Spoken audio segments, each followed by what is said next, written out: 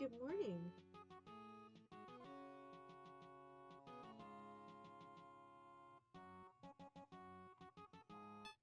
Let's go. Do I remember how to... Okay. Reasonably, I shouldn't be able to fuck this up too bad, right?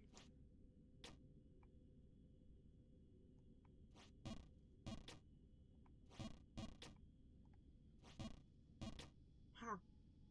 Wait, what's in my sleeve? Oh, it's you. You can go back in there. I don't want the cat to play with you.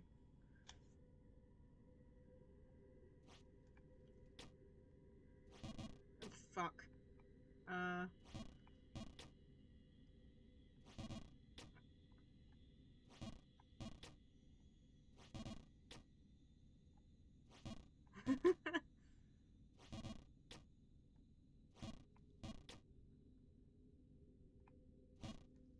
Nothing exemplifies the fact that I do not learn except through repeated failure. Quite like doing the exact same jump over and over again, expecting it to turn out differently when I'm changing nothing about it. But I'm learning. Never mind, I ain't learned jack shit.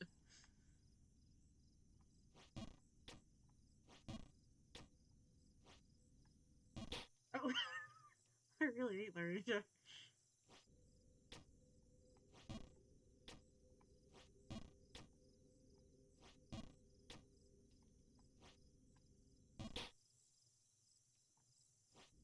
Well, at least I'm landing on the same platform every time.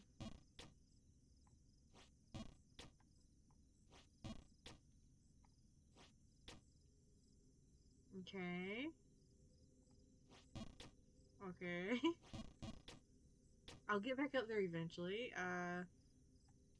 We may be seeing this screen for a while.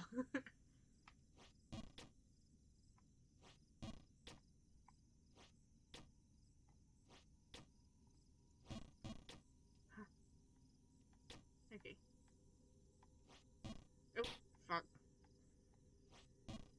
Thought I was doing well, and then I, didn't jump the way that I thought I was going to.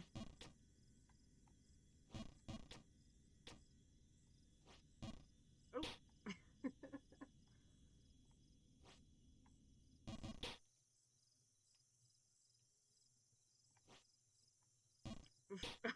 It's just getting worse.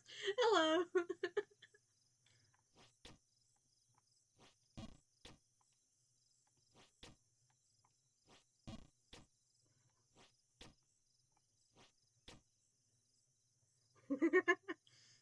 That is the way this game will start and end for me.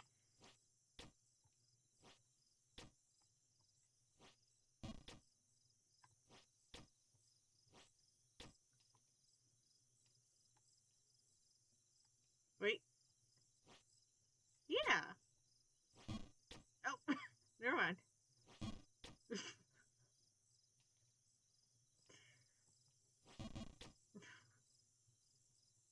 Nope, nope, nope, nope. Okay.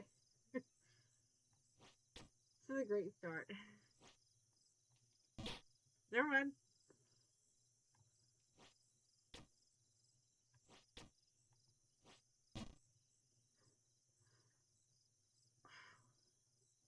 I am very glad to see Toru back.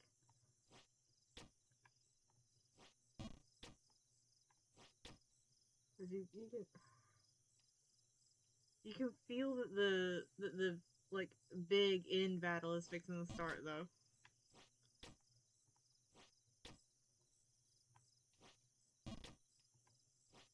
Ah.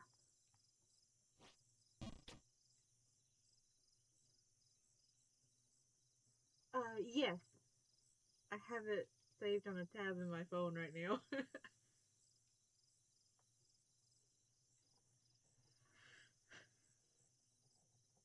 I will definitely take any Danganronpa stuff that is not going to give me major spoilers for the rest of the series, because it is taking everything in me not to Not to take the Blu-rays off of the shelf and go ahead and watch everything and like read everything. Yeah.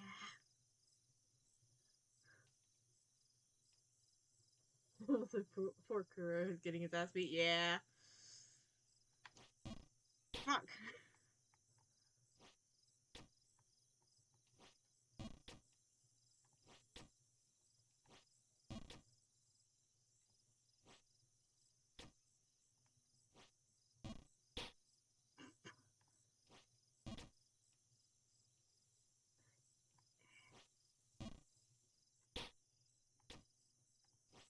Usually I don't have to like restrain myself much when I get into something and go, oh fuck, I really like this.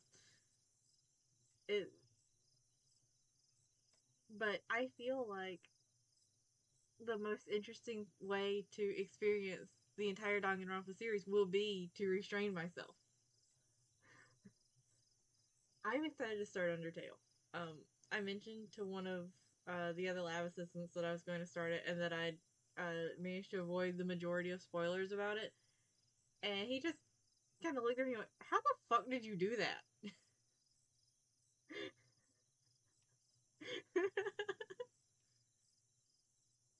Someone teach Porkuro how to fight. He really needs it.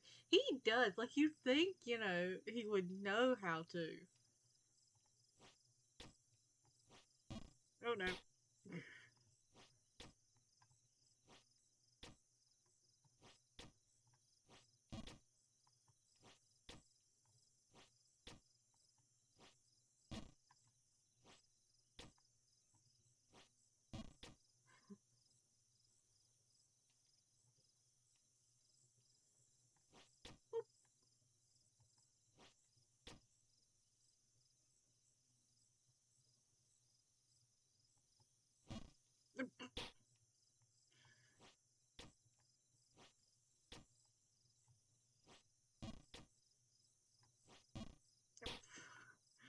I know that. There we go.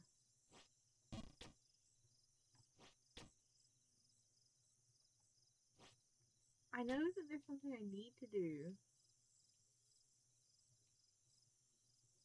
Like, a particular, like, step that I'm not taking in this part. Boy spent like 600 years chilling in a cabin with his werewolf BF. He never had any reason to learn how to fight. I don't know. He, uh, before he settled down with gear for a while, I feel like he would have needed to know how to fight.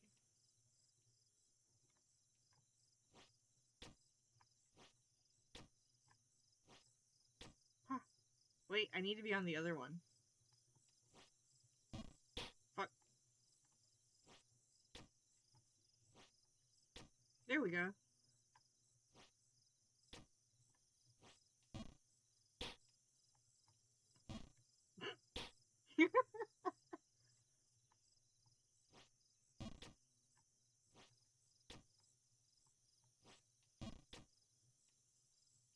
I mean, as a shepherd, he should have at least known how to, like, fight off wolves, right? Like, can he not apply any of that knowledge to, like, a fight against another vampire or even against the human?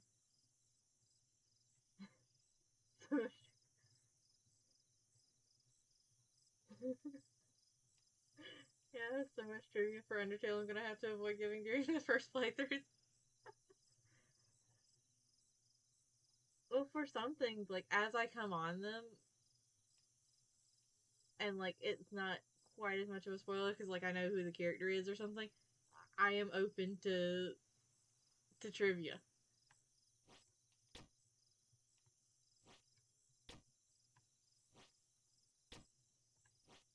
Oh,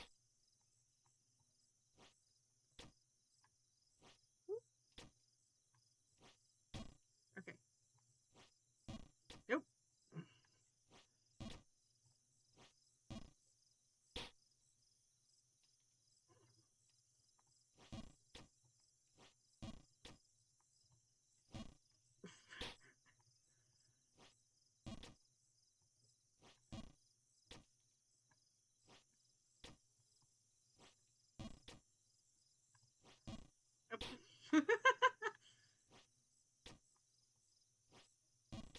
just like bonking my head on everything, as per usual.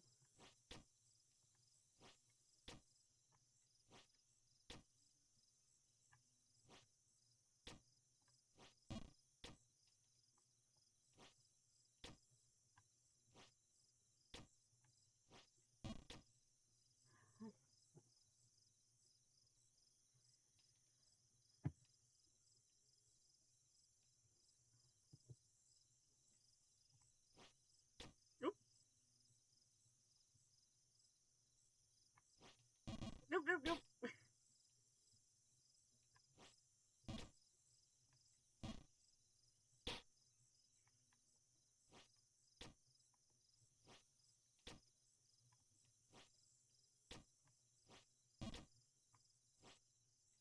Nope. Okay.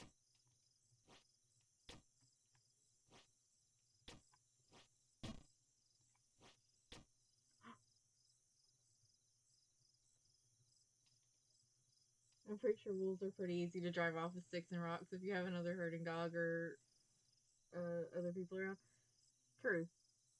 Didn't think about that.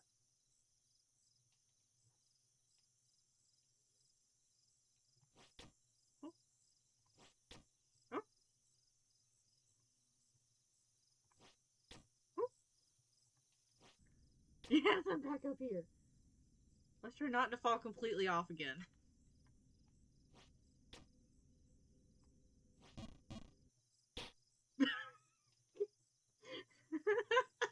I did that to myself and I know it.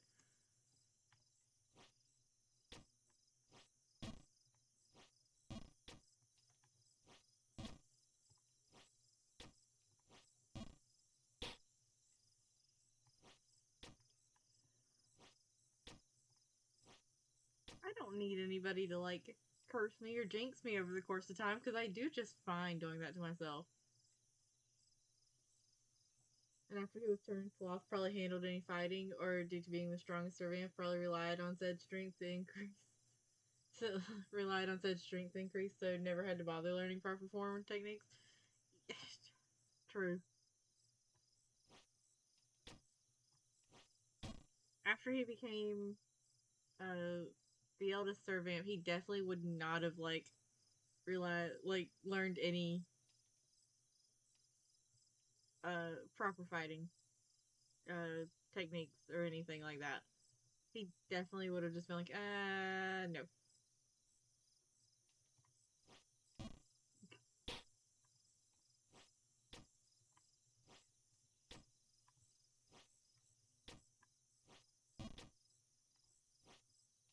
Oh, oh, oh, oh, fuck. Oh, okay. Got all the way up there.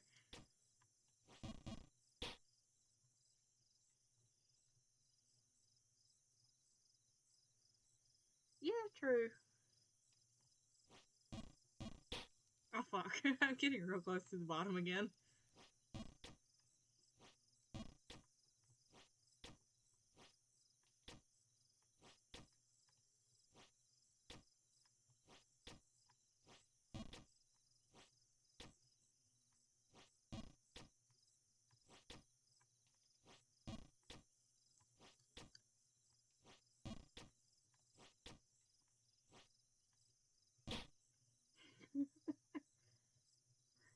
Yeah, I know. I wonder if I fell down now if the old man would say anything. No. So it's not a sign to fall down to the bottom, thanks.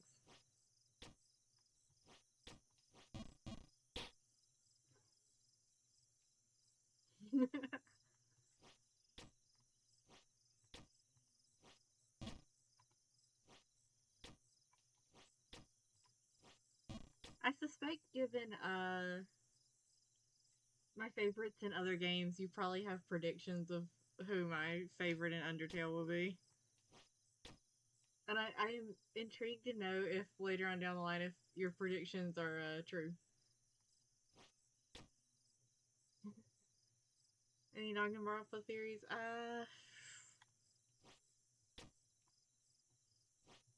Did they ever really address the possibility of a traitor? Because, like, I know Monokuma mentioned it, but, like, is there actually one? Because, I mean, I don't. If there is, it's not Nagito. As much as everybody else will want it to be Nagito. Because, like, he's a little too obvious. That's the thing. For literally everything that I feel like it will be obvious for Nagito to be is too obvious for him.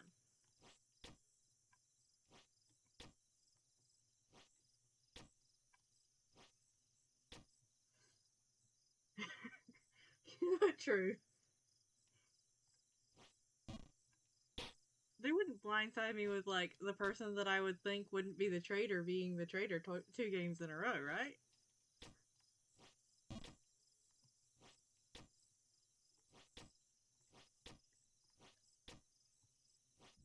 Ha! Back up here.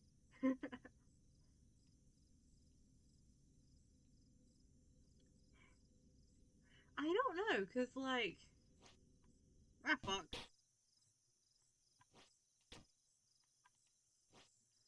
I still kind of. Well, I'm still, like, working on the. Nope. I'm still working on the, like, thought process that maybe the reason why it feels so obvious that Nagito would be the ultimate despair is because they all are and just don't know it.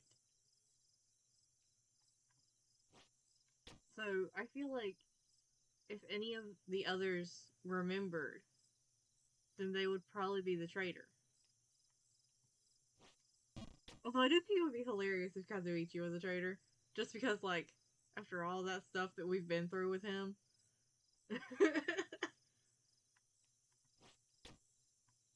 But I don't think I'll get what I want and what I think would be hilarious multiple times throughout the game. Because I just, like, for the first murder, I wanted Terry to be the victim. And then for,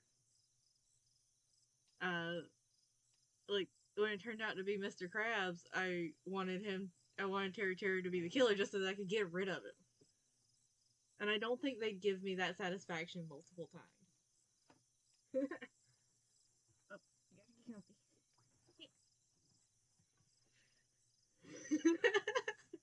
yeah, basically. But also, there's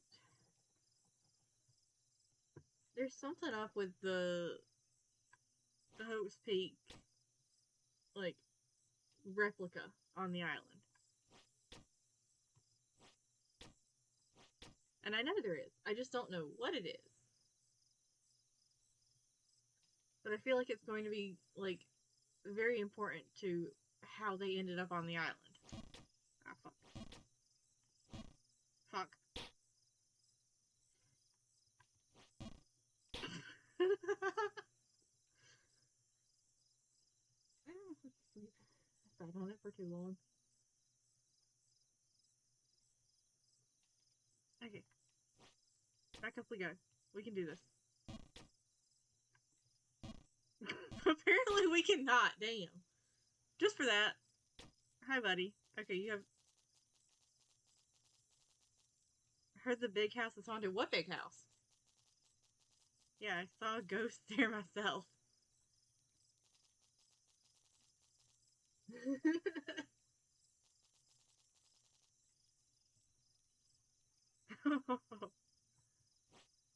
Okay.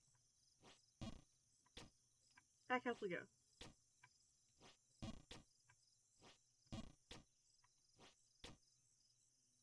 Now see, on the subject of Monami, I'm not sure what to think of her. Cause, like,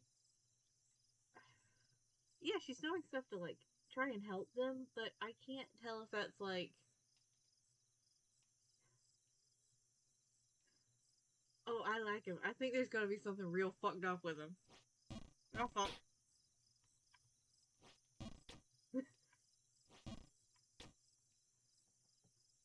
Yeah, for Monami, I can't tell if it's a facade or not that she wants to be so helpful.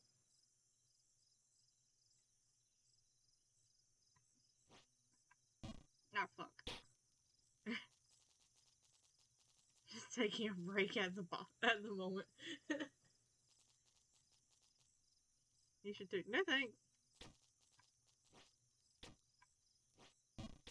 But with Monami, I almost feel like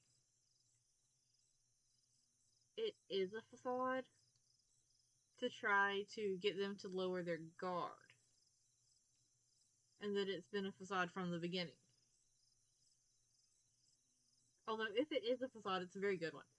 As far as Kokichi, um, I love everything about his design.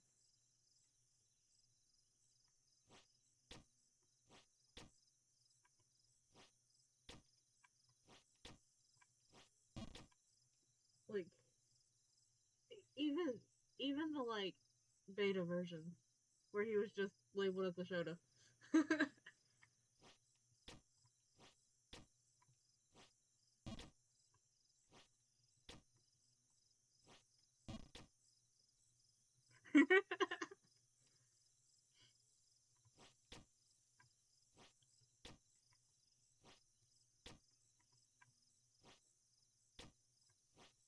Oh,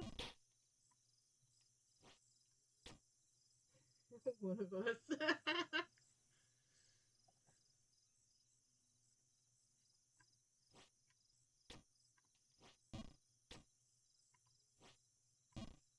Okay.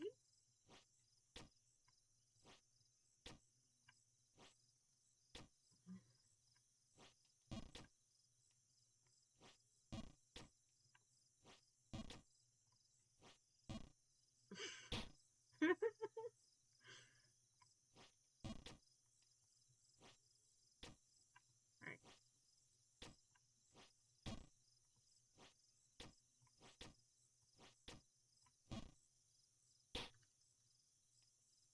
So close.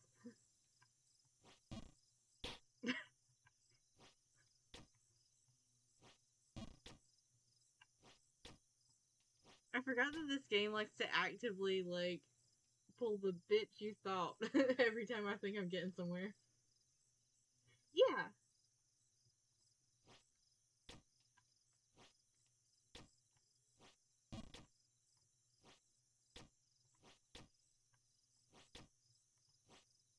No, no, no. I'm so close. Oh, fuck. Okay. I love their dynamic. And I love that they so clearly like care for each other outside of the like ways that they're supposed to. Ah! And when Fuyuhiko comes back, he's definitely not gonna be the same Fuyuhiko that went away. I can like feel it in my bones. But whether that's a more closed off Fuyuhiko or a less closed off Fuyuhiko that's like trying to make friends because he's realized that he needs people in his life that aren't just like, you know, people that he's known his whole life. That'll be a big one. Fuyuhiko's little breakdown at the end always gets me. Yes,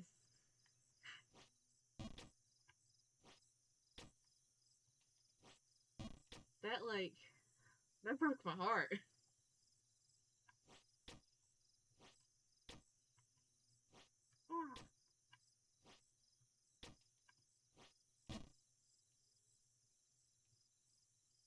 Yeah, like God.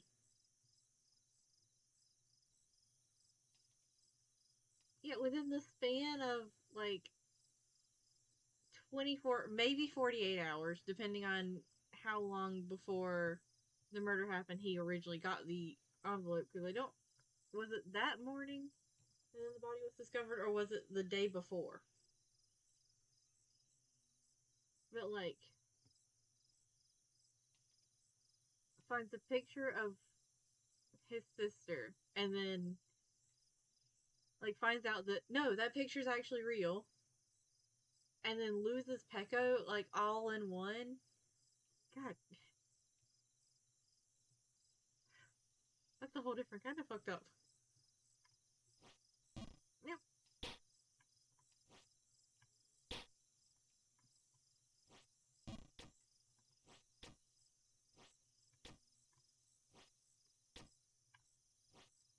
I think he's a very interesting character. He he reminds me of a cat, like a almost like a feral cat. As weird as weird as the thing that I think of the most when I've interacted with him in the game has been that he's like a feral Siamese cat.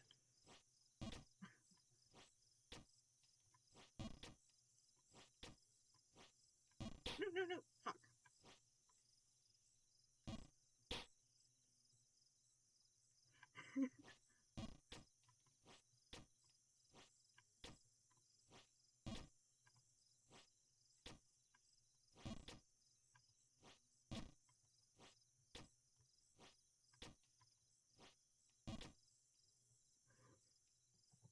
He he seems like a very like one person kind of person. Oh fuck.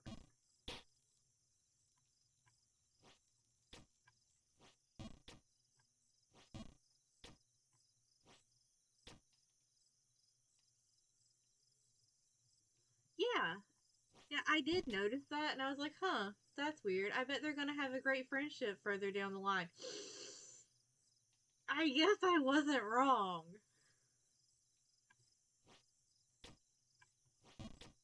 I just didn't realize it was a it's already there kind of friendship.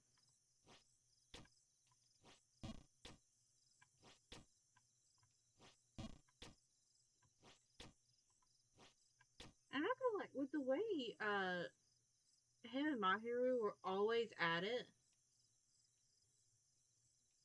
almost made me feel like they knew each other without knowing that they knew each other and just didn't get along because of what they knew about each other that they didn't remember that they knew about each other. Did that make any sense?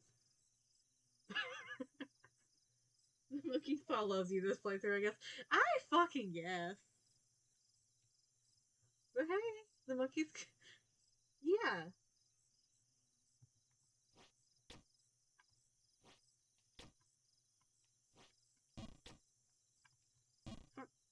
The, I guess to be fair, the monkey's paw that's going on with this playthrough did get Nagito untied.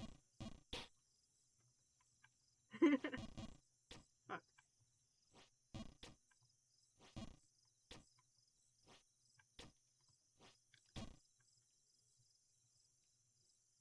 I want to headbutt him, but like he's out there somewhere now.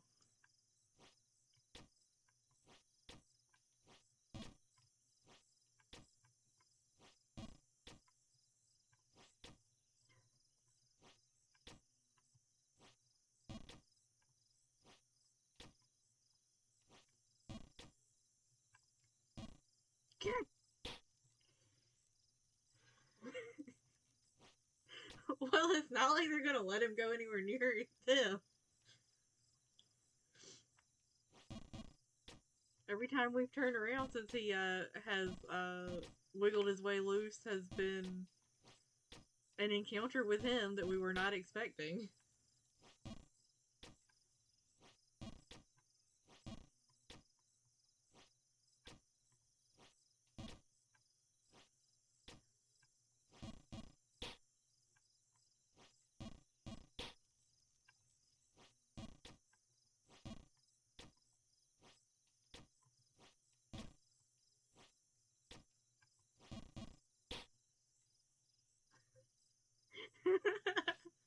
Oh no, right down to the bottom. That's weird, old man.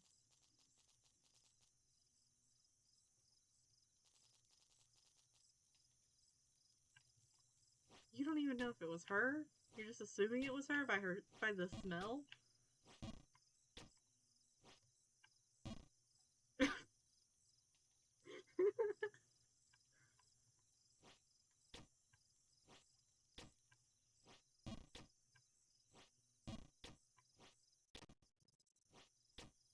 Oh, that was interesting. Not sure what just happened there.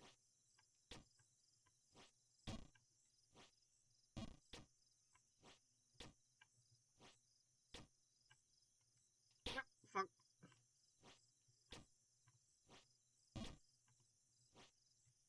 Who needs buttons that work when I can have a controller that doesn't help me half the time?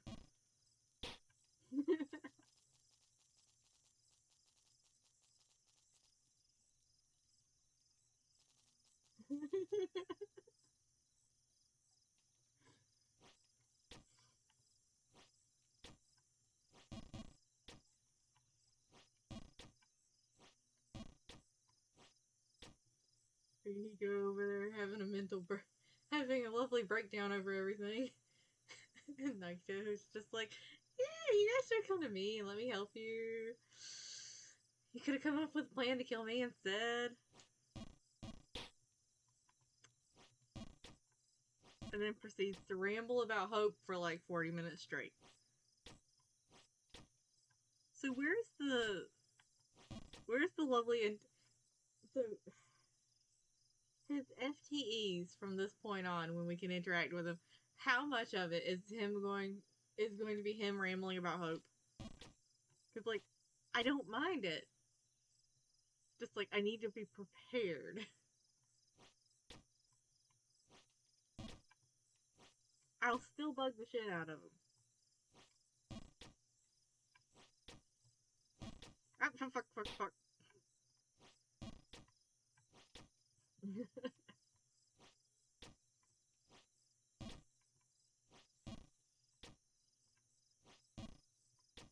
I'm not gonna lie, it almost feels more like Nagito wants them to help, like, to let him help plan his own death, just to like interact with people. Like it doesn't even feel like it's a actual like necessarily want to die, but I want to interact with people, and if I die in the process, so be it.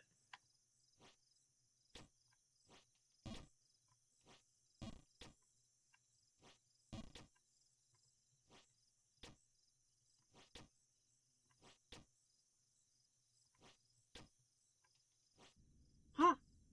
Okay. Now that we've got back to this part.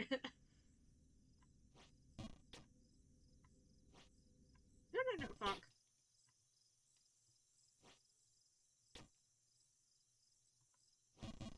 Nope.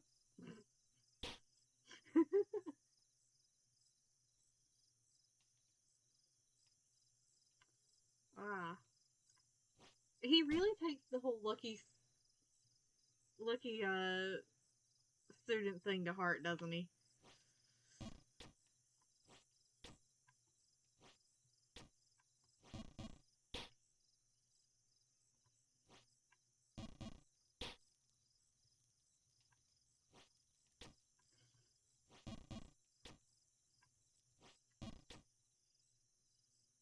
Oh god. I'm going to assume that it's very much not a lucky path. Um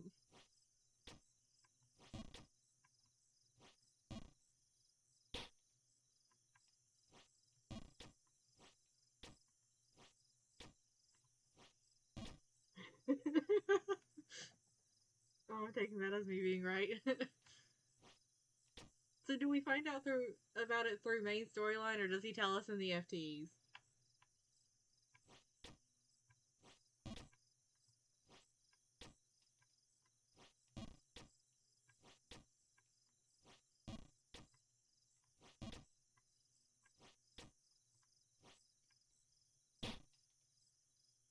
Oh, sweet.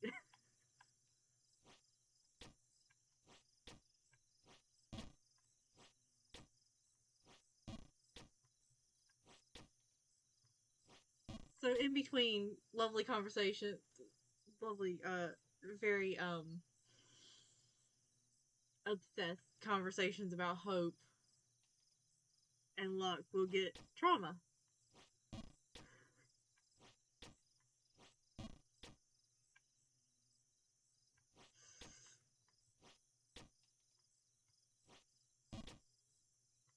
Look, my first impression of her was that she would very much be the one to kill for funsies. Um, I hope she finds others that she feels that she can be friends with and trust. Because, like, it's very obvious that my hero was the only person she trusted. Also, new question: did my hero ever actually teach her how to tie her obi or her I think they call it a sash in the game, but her obi, um, or was my hero still tying that for her? She did. She latched on as like the first person who went out of their way to help her. Oh fuck.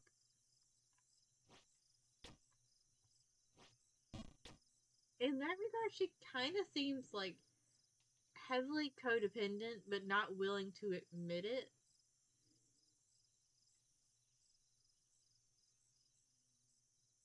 Oh, the poor baby.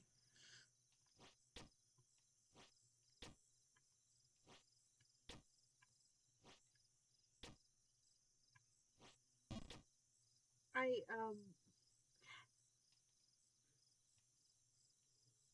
somewhere in the midst of Nagito's FTEs, I am going to do Hyoko's. Just because, like, I feel like she's going to be a fascinating character.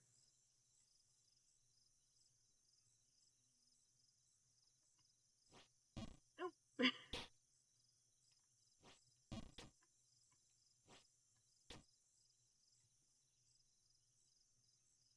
It's possible my hero was starting to teach her and it just didn't stick.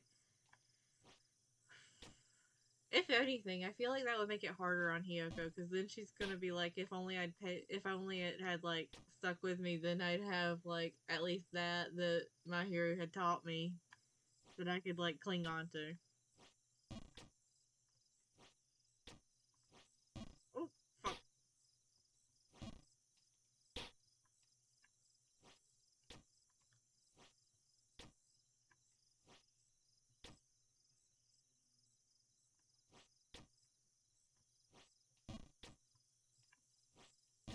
I want to do more of Mikan's and Ibuki's FTEs too.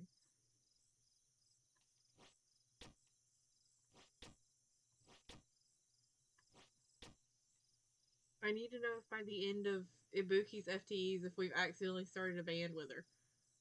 You know, past just her being like, "Here, we're dragging you into this." But Hiyoko, I feel like if I do her FTEs, I'm going to find out that she has been very, very attached to anybody who has given her uh, attention, like my hero did. That's like kind of big sibling, parental kind of attention.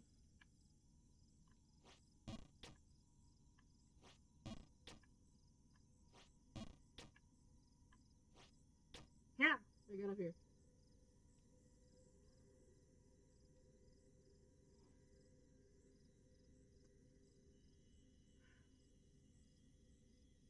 As weird as it is, it almost feels like they're, I wouldn't say better fleshed out, but they're more vibrant, if that makes sense. Like I love Class 1. I think that they are amazing.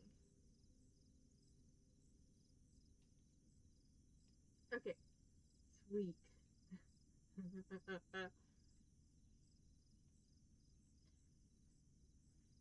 Like Class 1 was amazing. I love them. But yeah, they were very much playing it safe. Like it feels like compared to Danganronpa 2's class,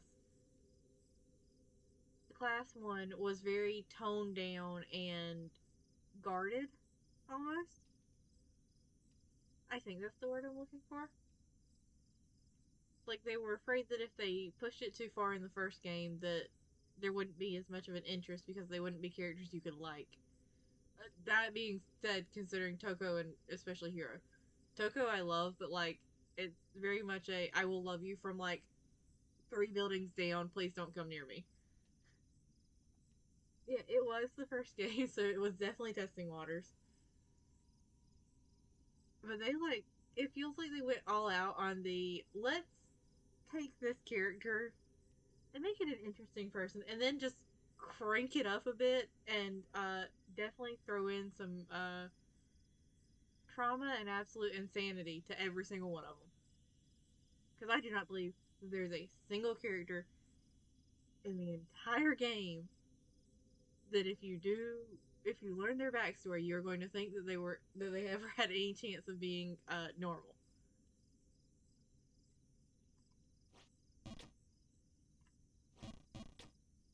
Which I like that in games. I like when the characters like you're just like, oh yeah, no. If I met this person IRL, I would think they were an absolute weirdo.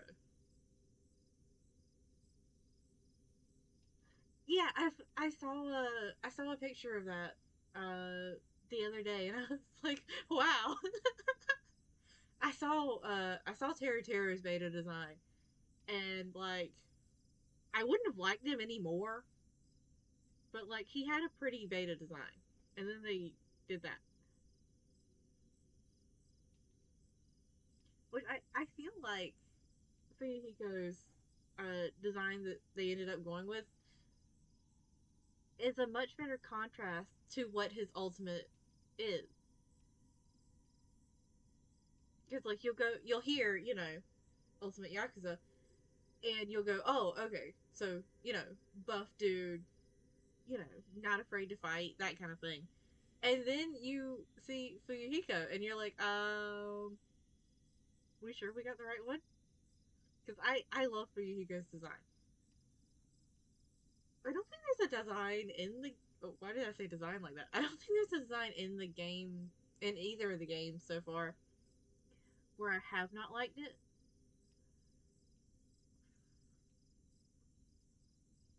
I know there's one design that I will not like later on because, like, why the fuck couldn't they give Mukuro her own sprites that weren't her still disguised as her sister? I'm not gonna like that.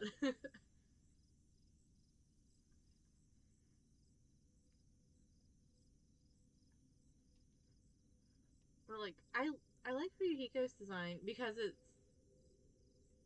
it does match with his ultimate, but a softer way. Yeah, poor Mukuro. She needs like her own sprites. Huh, I got up there. Oh, bonked my head on the ceiling.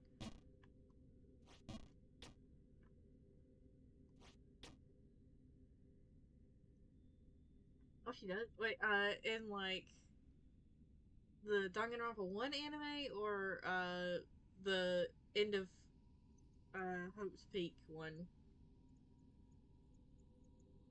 Because I am excited either way.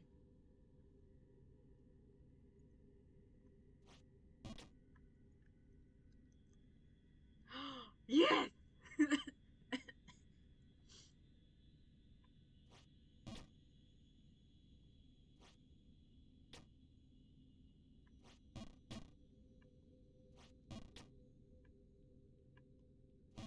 Oh, fuck, fuck, fuck, fuck, fuck, fuck.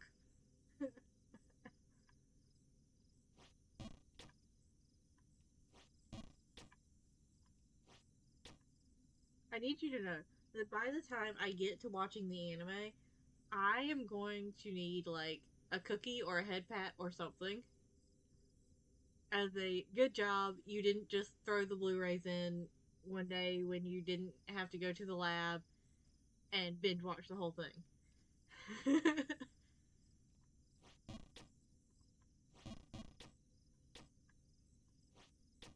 I'm willing to lose sleep to watch those things.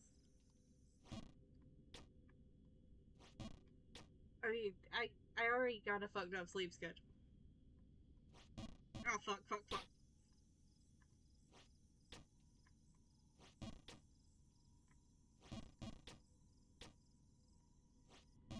Oh fuck. I think I'm gonna do the like flip flopping one.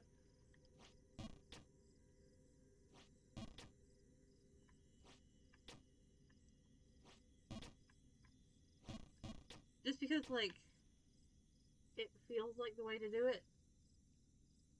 Like I know that they aired in that weird order, so it feels like the way that I should be watching them.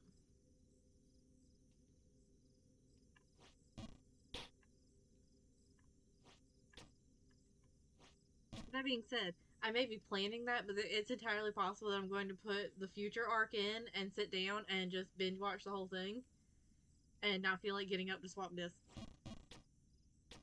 and then move on and then move on to despair.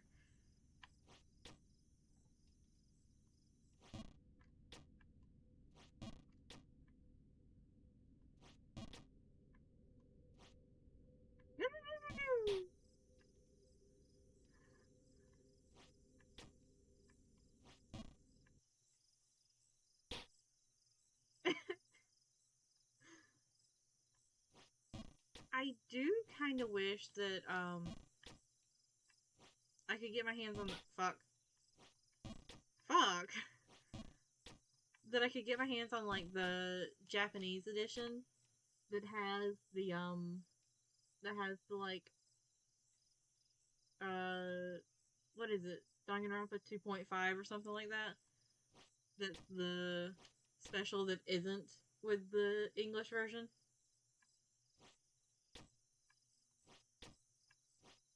But I was not about to spend that kind of money on an anime that I had not watched before. Oh, really? That's it?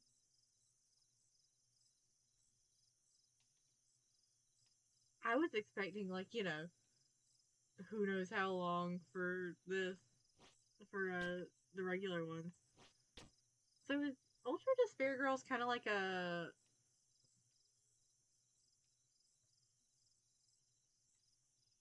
I don't know what the word I'm looking for is. Not exactly spin off, but like just the short catch you up on some like extra lore kind of thing.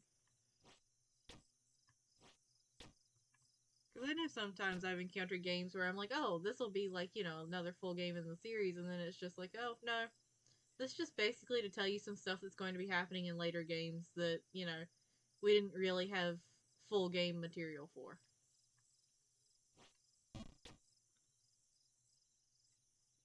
So, does the OVA need to be watched in between finishing the Future and Despair arcs and watching the Hope arc? Or is it after the Hope arc? Oh, fuck.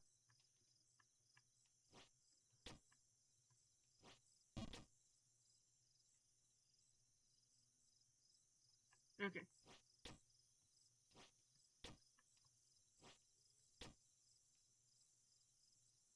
Wait, it's an action game? Hold on. Does that mean that I'm going to have to, like, actually fight things?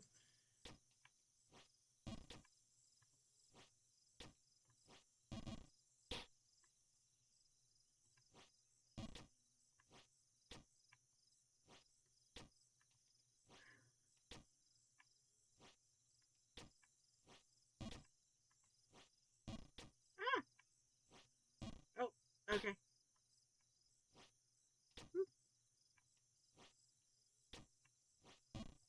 I want some mac and cheese.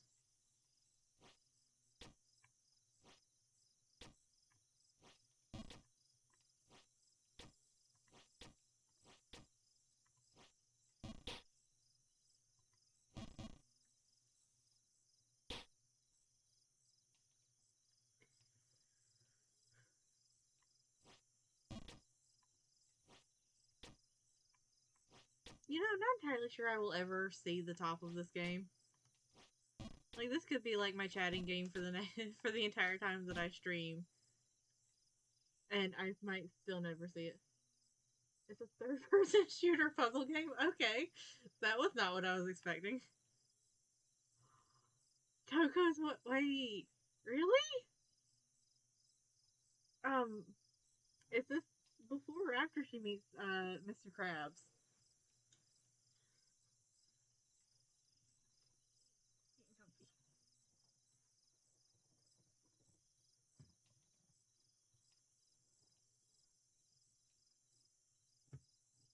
I need to know how much spontaneous Byakuya obsession we will be encountering.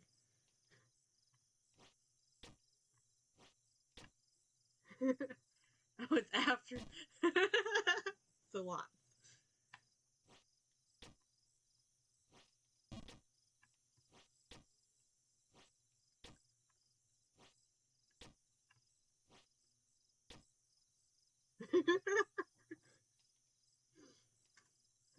Is it going to be like reading? Is it going to feel like I'm like reading her one of her like romance books, but with her and Byakuya in it? Literally, I have some of my favorite Pokemon. Sweet.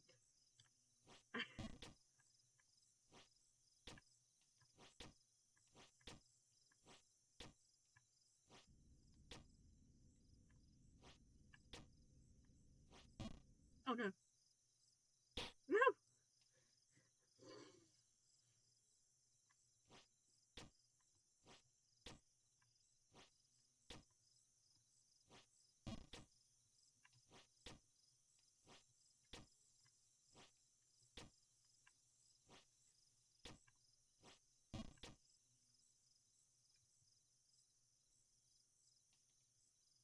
Well, almost everything is voice acted in that game, including her.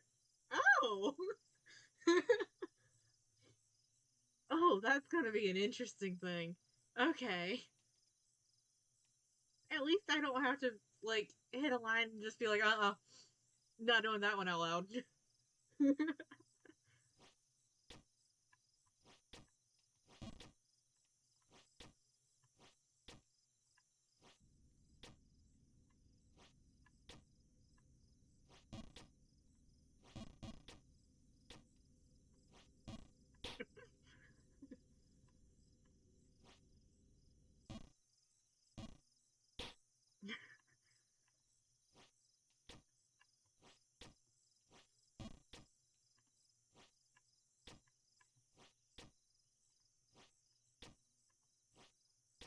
So, out of curiosity, I know that V3 has gotten has I've seen some comments about V3. Is it because, from what I understand, Danganronpa 1 and 2 and the end of Hope's Peak, like Despair, Future, and Hope arcs are like all Hope's Peak Academy, and then V3 is not? At least that's kind of what it seemed like. When I was reading reviews of the Blu-rays to make sure that I was not going to, have to go hunt down and other things at some other point to be able to watch the whole thing. But like, is that why it V3 gets the comments that it does? Is it because it's not part of like the Hope's Peak like line of Danganronpa?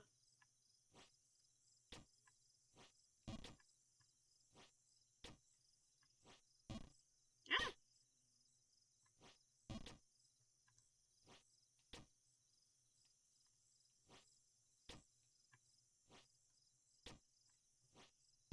I know small things, but I always make sure that like I back away before I end up finding spoilers.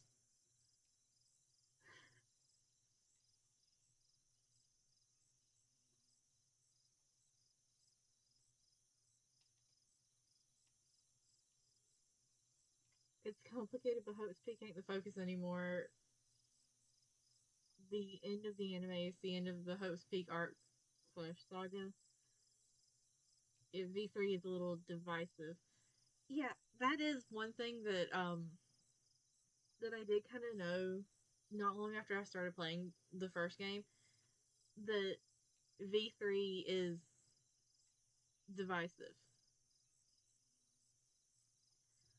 But like to me, all things like a good story can continue without repeating the same thing again. Like if they felt that the Hope's Peak arc had, done its course and they need to move on to the next thing, then for it to continue being a good story, then that's what they should do. Ah, fuck.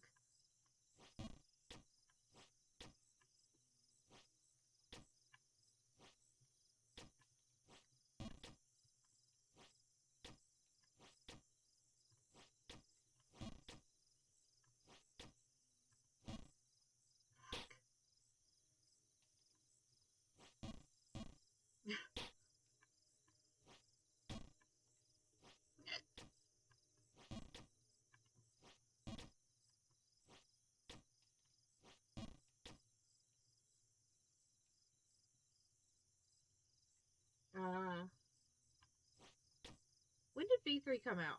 What year did it come out?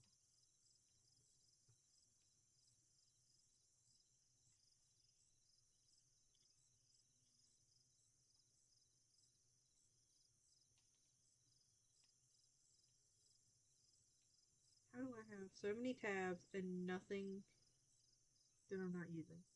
2017.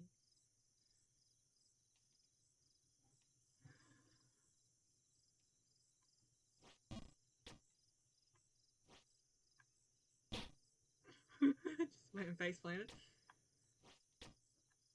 Because I feel like I remember, like, obviously I wasn't into Danganronpa at the time, but I feel like I remember hearing something about it, like, near, like, when it came out.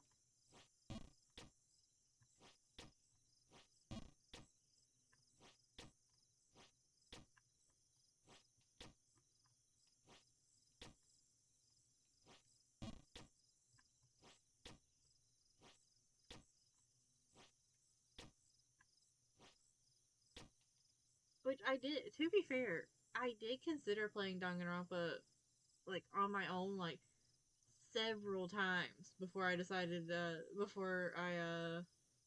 ever actually got it. Like, it was just one of those, I think that would be an interesting game to play that just kind of stayed at the back of my mind for, like, several years. And then after I started streaming, I was like, you know what? I have the first two games on my computer that I haven't touched since I bought them. Maybe I should play them on stream. And then that was probably one of my favorite decisions as far as streaming, other than starting to stream.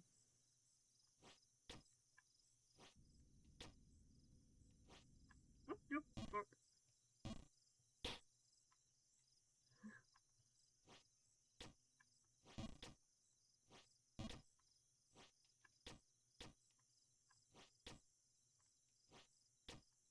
So,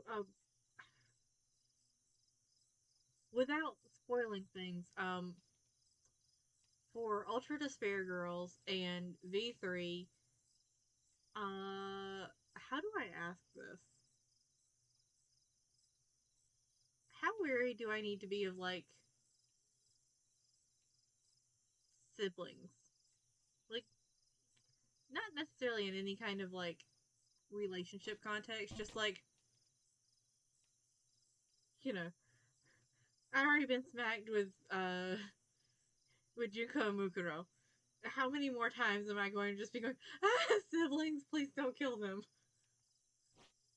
And, for Yukiko and his fucking sister. Like, we've never even met her, but damn.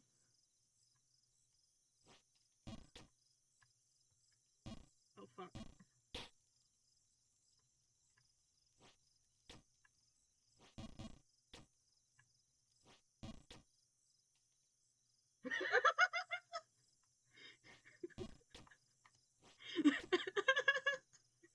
No, that, that is a fascinating, like, intersection between fandoms.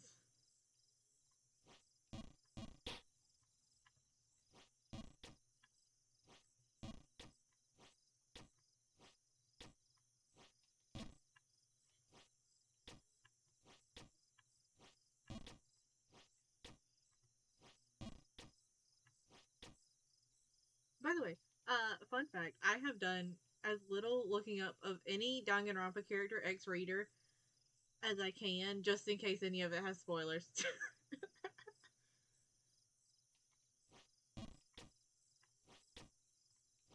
As tempting as it is.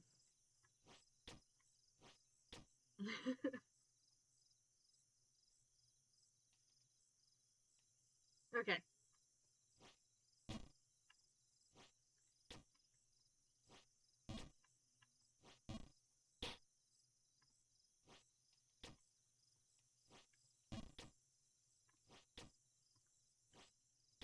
Isn't Makoto's sister in Ultra Despair Girls? Because I think that was mentioned like way back, like fairly early on in playing Danganronpa. Oh, she is sweet. Basically, the reader was a servant. Oh, that makes it even more interesting.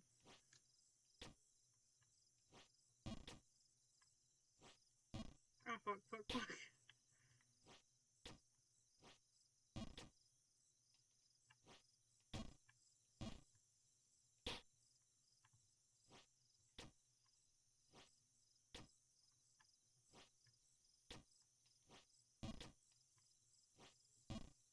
Oh, fuck.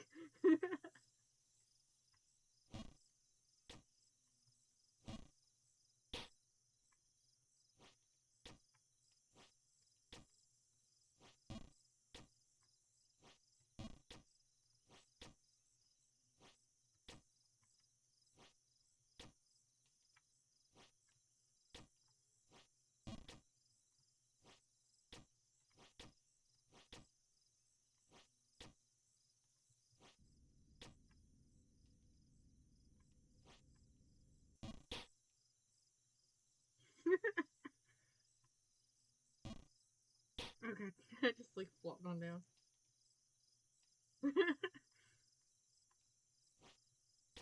I guess it's kind of like how sometimes I'll like see art for a character, especially like fan art, and go, "Ooh, that's a neat character," and then just kind of continue on. And like sometimes I'll stumble across the thing that it's from later on, and I'm like, "Wait a second, I remember you."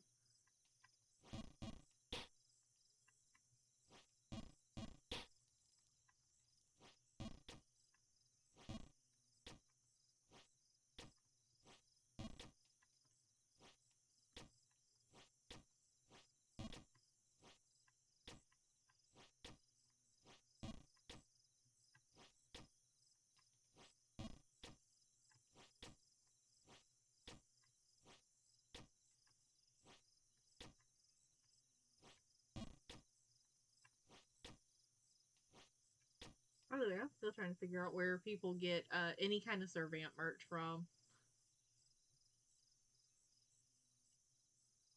He would. Mikumi would be having a fucking ball.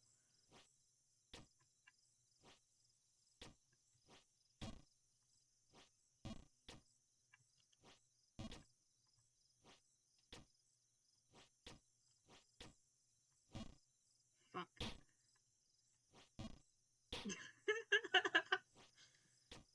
Alright, back up we go.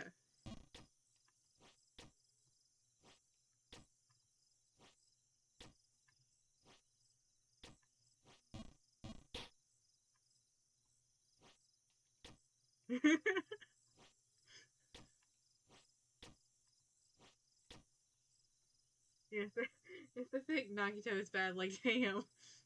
Just wait until they encounter Mikuni.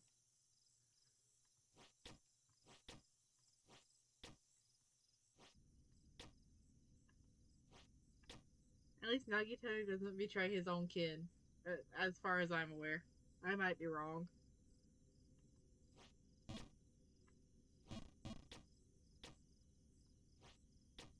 Huh.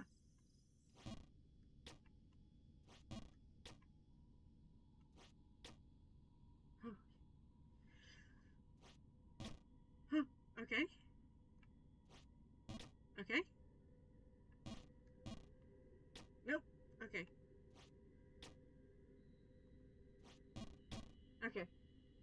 We're making it up there.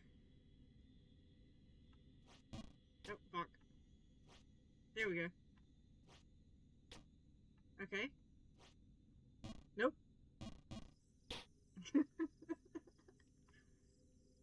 I made progress.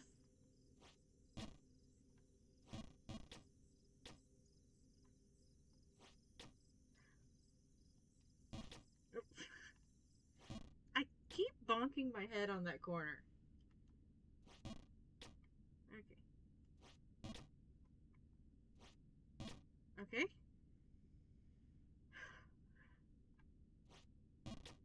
Okay.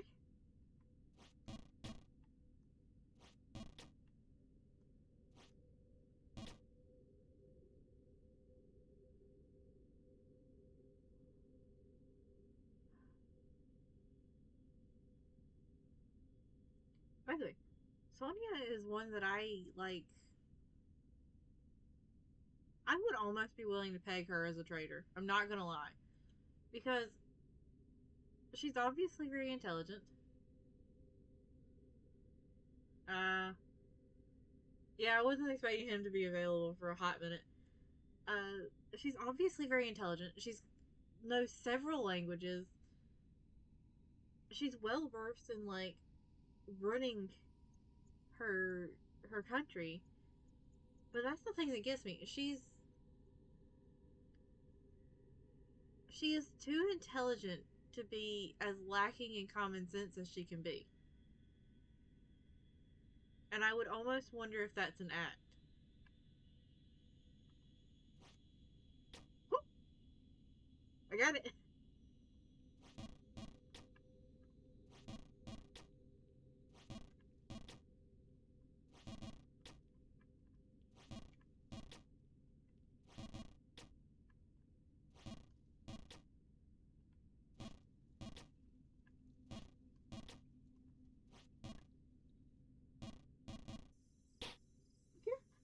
So close. But yeah, I do want to know more about Sonia.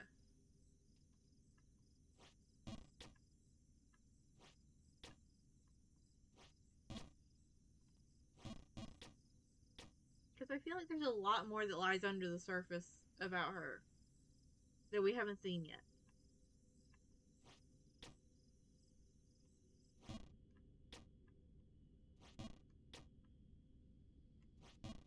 Fuck.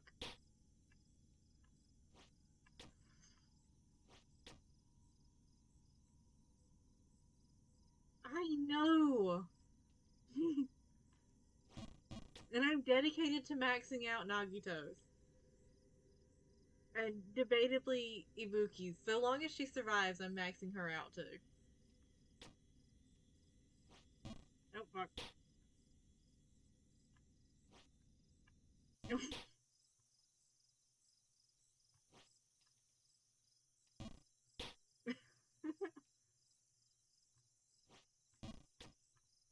I do also wanna do more of Kazuichi's FTEs.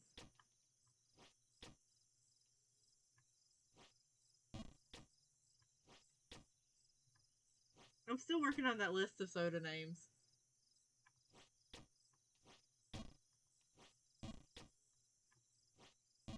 Wait, hold on. Where did that go? I lost the eraser out of my marker. Oh well. Sucks to be me.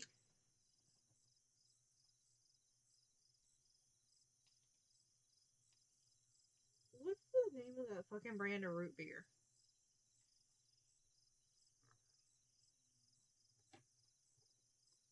Where did I put it? Never mind, found it.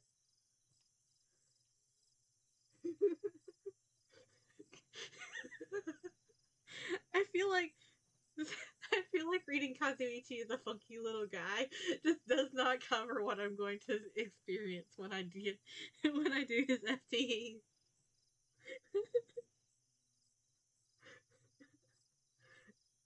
Yeah, like okay, so that's another thing. In Danganronpa 1, it feels like the majority of the class definitely needs some therapy, but could have been normal. Like could have been like what you would consider average, like as far as personality wise. In Danganronpa 2, there's not a single fucking character that I think could be average personality wise, even if they didn't have trauma. And every single one of them needs a fucking therapy appointment, like stat.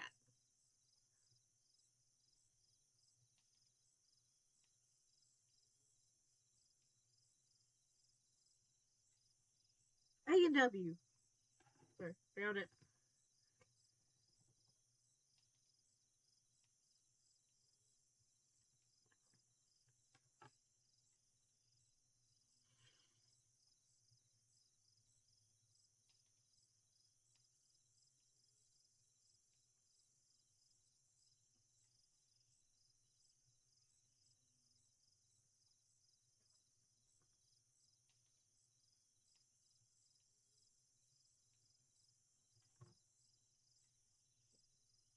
Wait, hold up.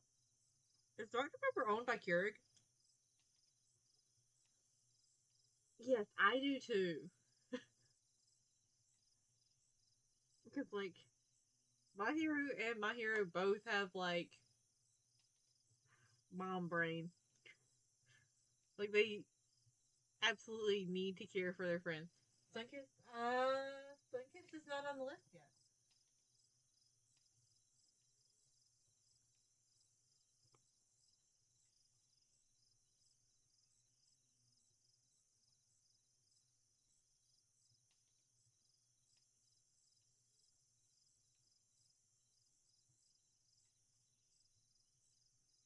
Dasani is listed under, soft drink brand name, soft drink, uh, interesting.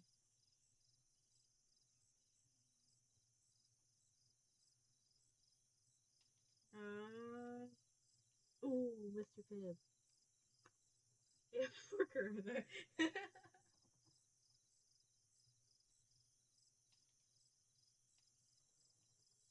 Surge. It does, wait, does Surge even exist anymore? I'm putting it on the list anyway, so does it even exist anymore?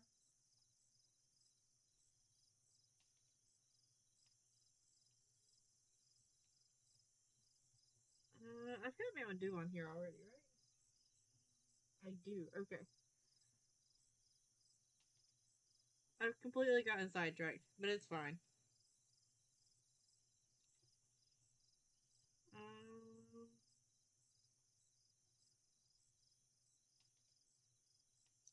wait, is Squirt up here? Squirt's not up here.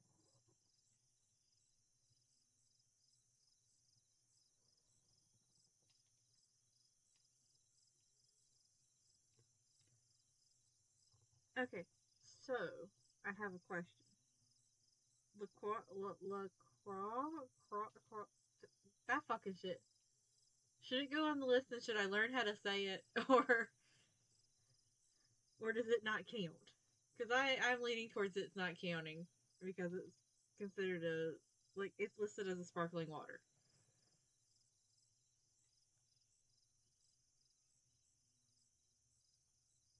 Ooh, cheer wine.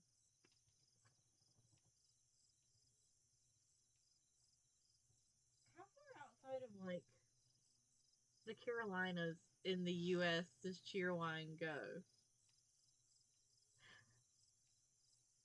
I know I've never had fucking, I can't, I don't know how to say it. Ooh,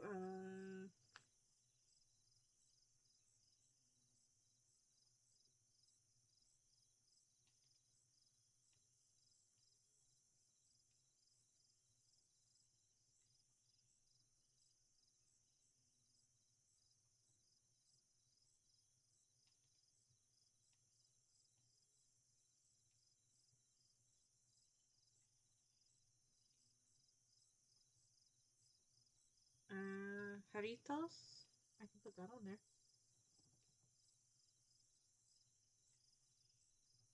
It's a good soda if you like very sweet sodas. By the way. Um,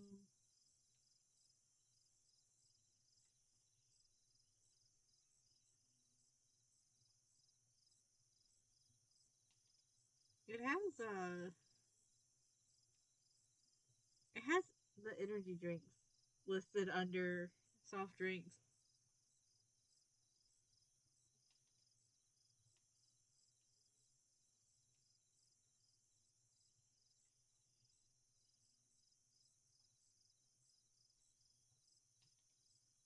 Wait, I don't have.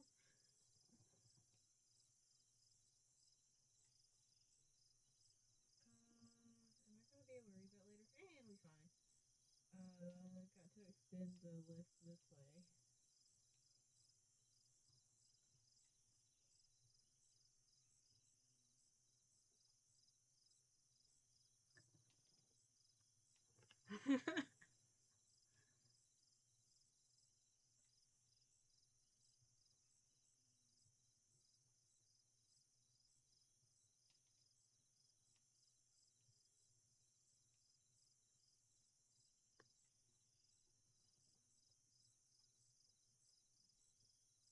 Okay.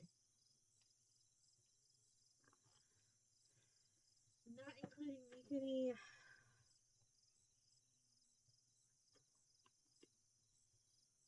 Hmm. Ah, I hit a button, but I did not jump. What button did I hit? Uh, let's see. I think that Lily would also do a great job at at the very least manipulating people into either thinking he is or is not the killer. Like even if he doesn't like do anything else, I feel like he would be very good at manipulating everyone else into believing whatever he's saying.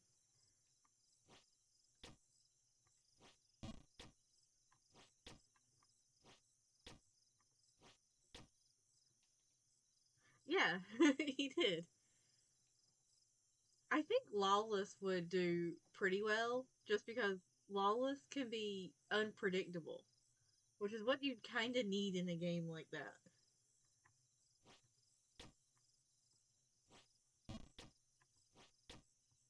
So would So would Leech.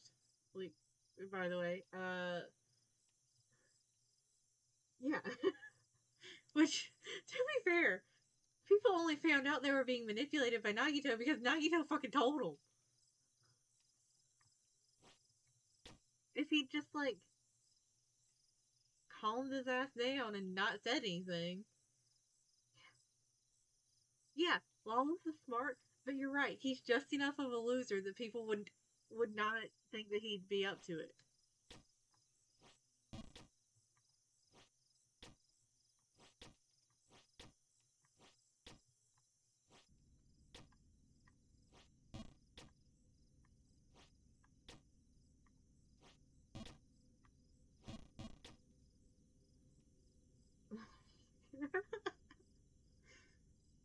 I would love to praise him, but like sometimes you just gotta tell him to shut the fuck up. Yeah, Lawless would be hurt that everyone thinks he's a loser. Like you get like halfway through the trial and he'd realize that's why nobody thinks that he did it, and he would just open his mouth, and that would be the end of that one.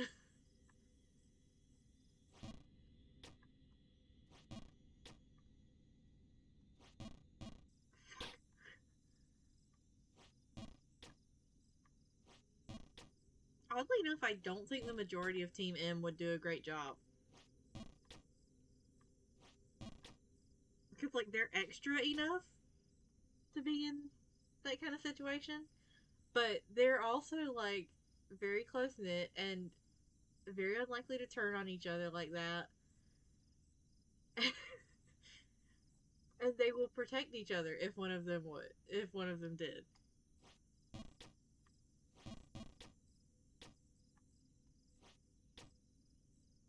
And I think that would make for a very quick TPK.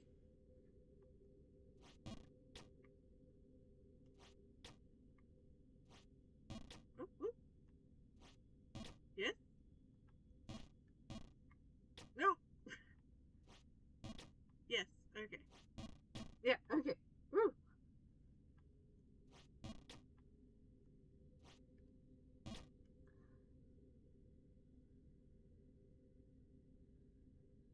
And if there's a motive, like in Danganronpa 1, Chapter 1, they're killing so they can check on the other members of the team.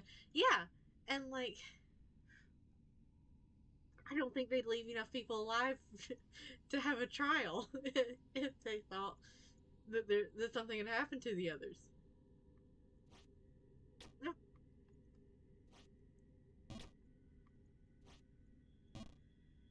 Oh, and back to the bottom we go.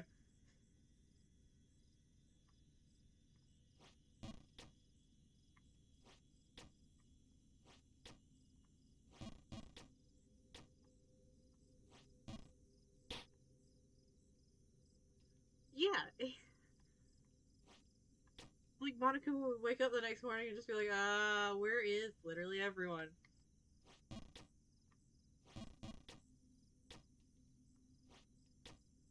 Should I also include just like kinds of sodas to get completely distracted? Should I also include just like kinds of sodas like melon soda and cream soda and stuff like that? Or should I stick just to brand names?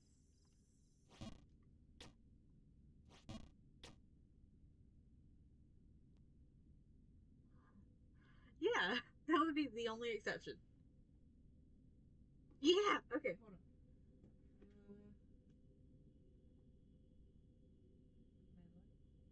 I did not give myself enough space. Let's try that again. I'm writing like on the left side of the list that I've already made because I didn't have enough space.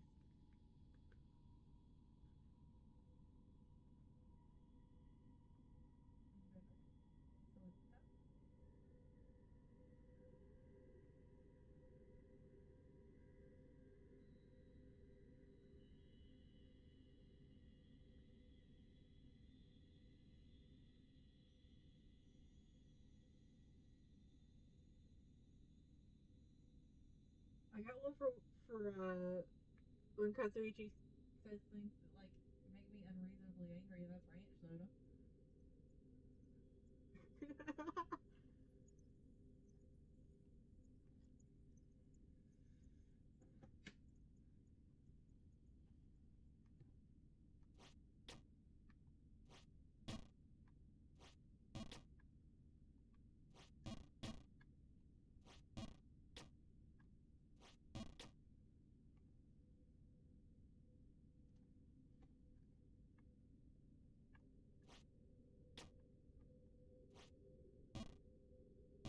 Oh, man, I feel like by the end of me making this list, it's going to devolve from sodas to like anything in a can. Right on to the bottom again. Yeah. I'm not gonna lie, that would make a very interesting premise. So, like, what is it about that particular spot that just kind of freaks out a little bit? Oh, fuck. Like, that would be an interesting premise to a crossover fanfic. Just like, what the fuck is Monica supposed to do if everybody that dies just ends up becoming a subclass to Tsubaki? Yeah.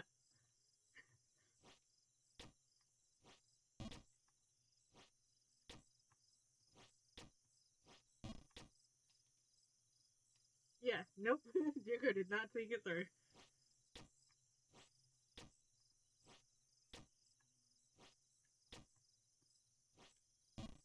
So that would bring up a question. For the okay then. For the class trials, would you then have the ability to use the subclasses as witnesses to their own murders,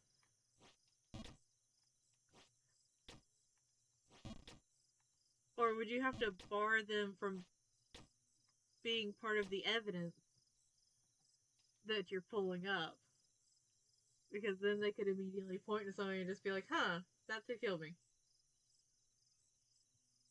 Yeah, I will say you are right. If one member of Team M was going to be in the killing game and it was just one of them, Odogiri would do the best.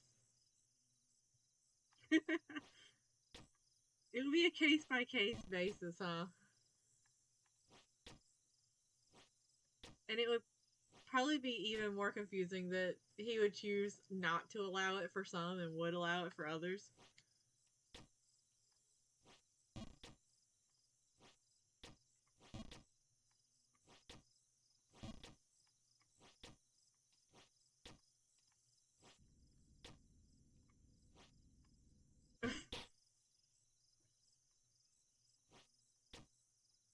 Oh, I made that jump that time.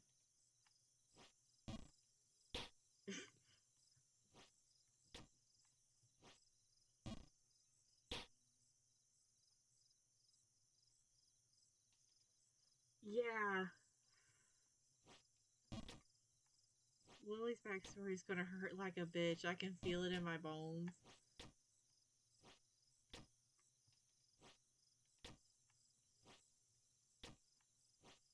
I still say that for any of the like main characters and like a little bit we have is already painful in it. Yeah. Oh fuck. Like I still say that for any characters that are like the main ish cast, like Team M, ah fuck, uh,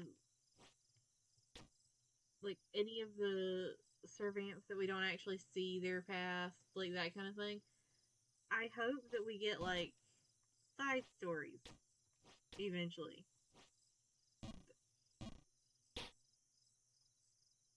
that like give that to us.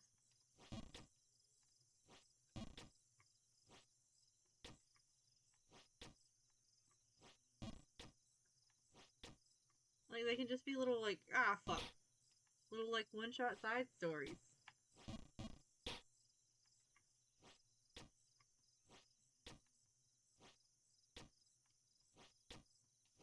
Which if we don't get it, I guess that's fine too. But like it all depends on how Tonica Strike feels after this after Sir Vamp is over.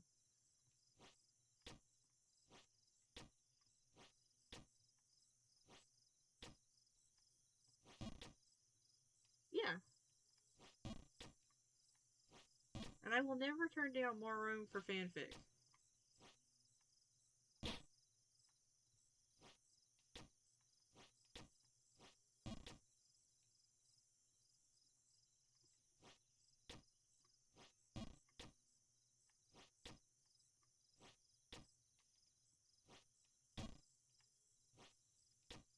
Yeah, that is a long time to work on this to work on a story.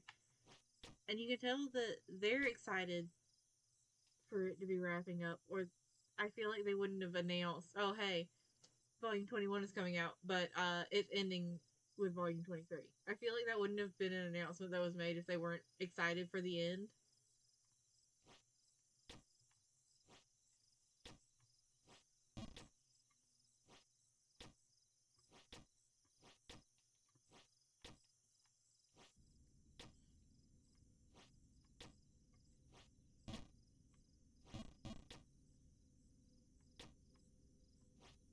Ah,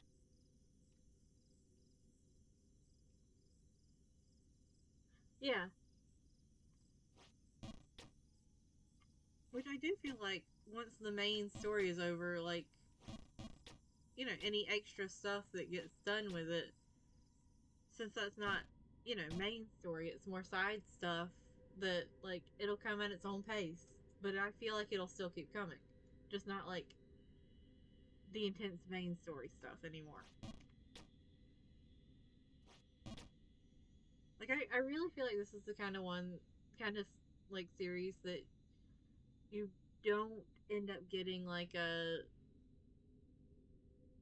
like, second part of, if that makes sense. Like, I don't think there's going to be a continuation of, like, trying to properly end all the servamps or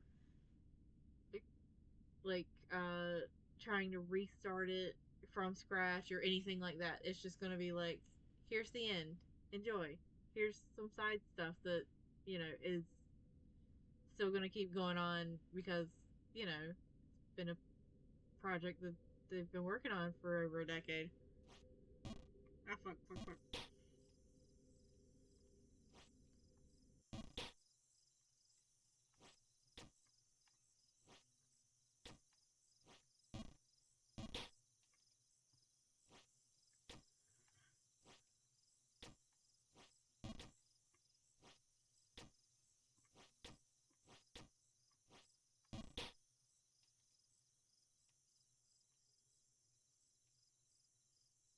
Yeah.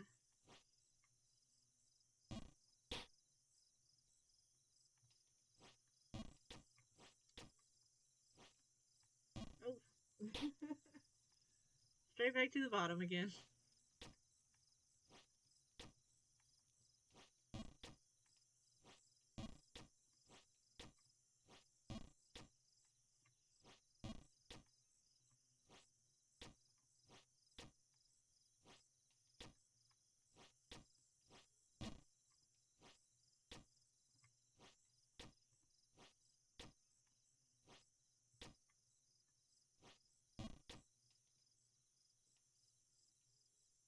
Yeah.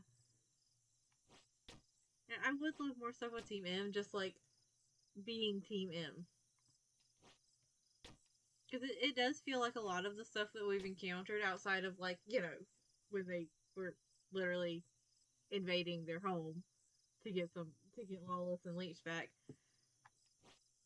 we don't really see much of them together except in the, like, little, what are they called? Omake? Is that right? The little, like, side, like, little floor panel thing.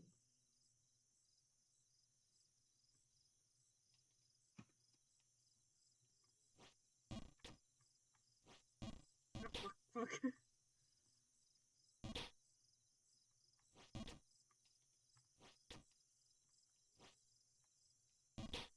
Yeah. More CD dramas.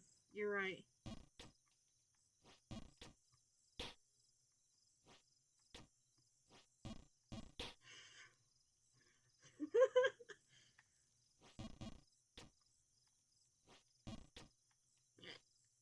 Oh, hiccup.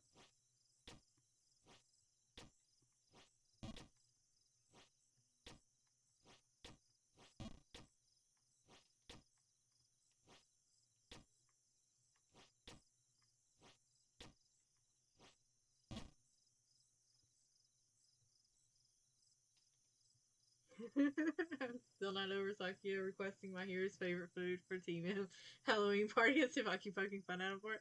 Yeah, that that's so much of a like older brother going, "Oh, you got a crush, don't you?" And you want to make their food for the party?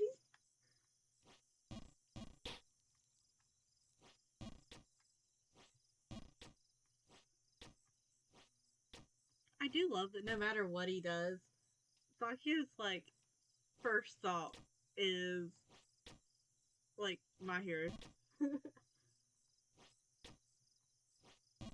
His immediate second thought is, "Oh wait, be cool. Everybody else is here."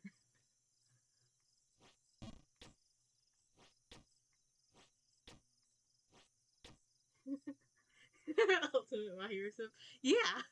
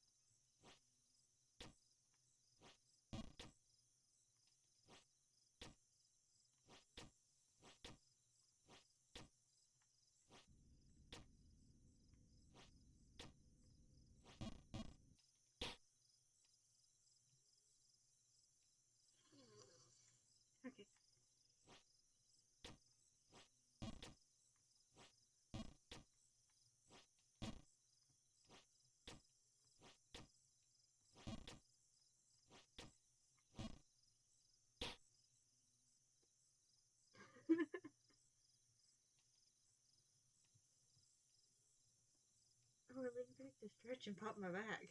I feel much better now. I feel like a noodle. Yeah, that's a great way to describe it. Well, just like walked off the edge.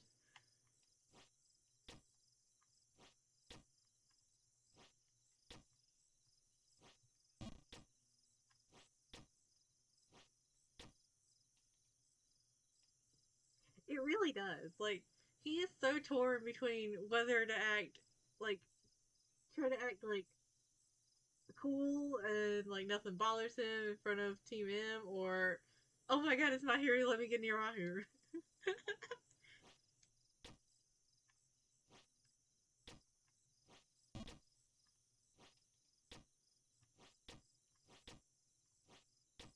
Okay, we have reached the tunnel again.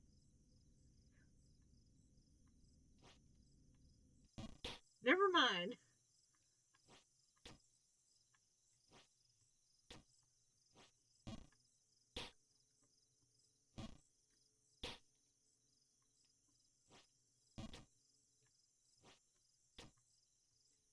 I know it's probably pretty obvious, but I do love me some like golden retriever boys. So and just like kind of dog energy guys in general.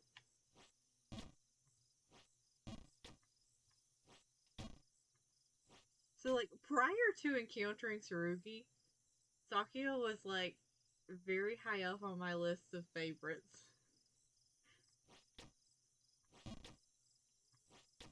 And and then I saw Sarugi for like what 30 seconds in the anime and I was lost.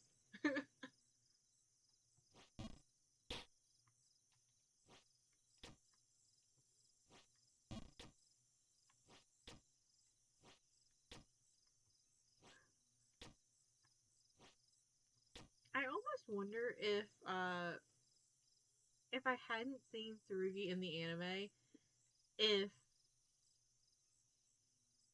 Sakio would have like stayed as one of my favorites.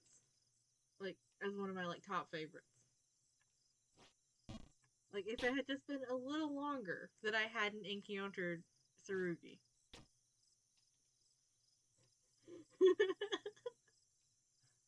Yeah, he like pulls the standard teen card around around them and then sees my hero and does the exact same things.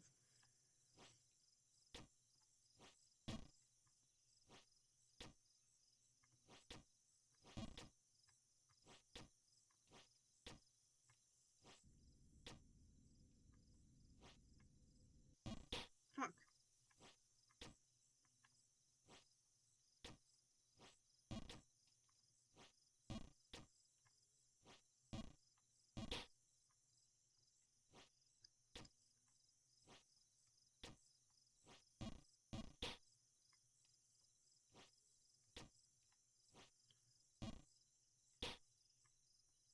Do you think he knew Barukio was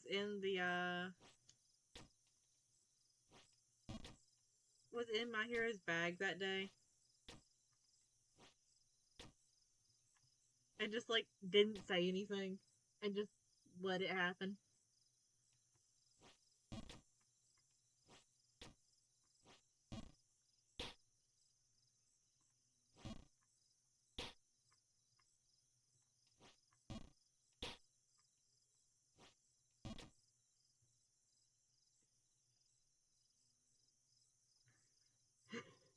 Saki would be interesting in a killing game because my hero is there. As long as he doesn't die, everything is fine. But if my hero ain't there, I feel bad for the other participants.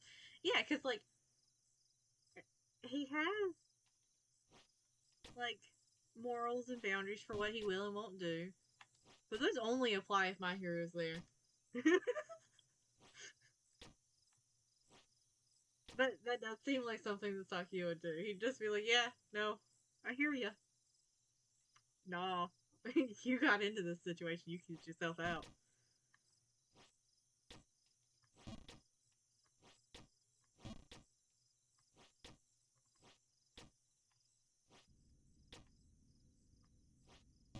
I suppose that also begs the question of, did Barukia, did he know the Sakia was there, or was he just like, you know, being a nuisance from inside the bag to be a nuisance? Like, was he trying to get Sakia's attention to try to maybe get a little bit of help, or was he just going, "Hey, don't forget I'm fucking here"?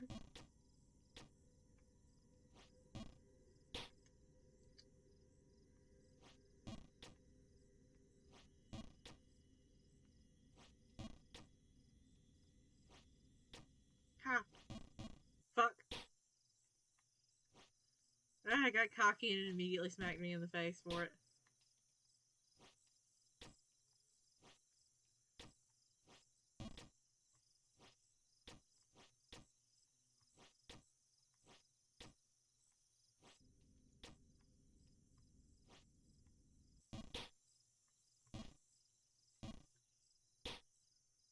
Sometimes I think this game is the only thing that actually keeps my hubris in check.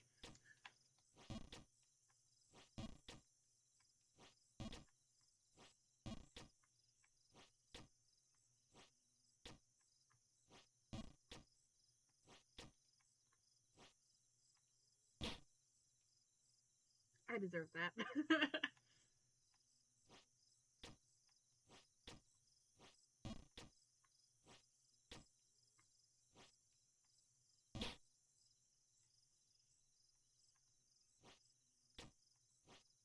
And repeat.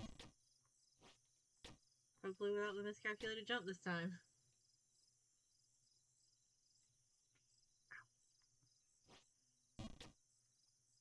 Sakia has more morals and than Hegan and probably Barukia. But like, I don't think he would have stopped Hegan from making art of Saruki, unlike Shamrock. We don't know enough about Otogiri to see where she falls on the moral scale of Team M. Yeah, we don't, and I wish we did. Like, I want to see more about Otogiri. Oh, I just like tumbled right onto the bottom there.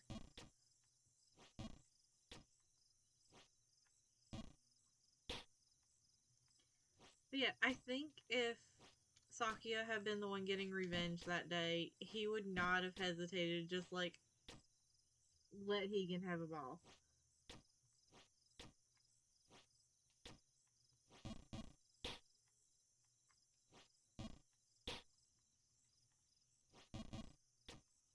Actually, speaking of, more specifically, I want to know more about.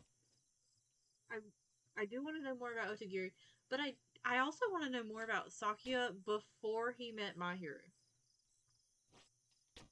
Like, I would love to know if like they've considered him like toned down since he met Mahiru. Yeah.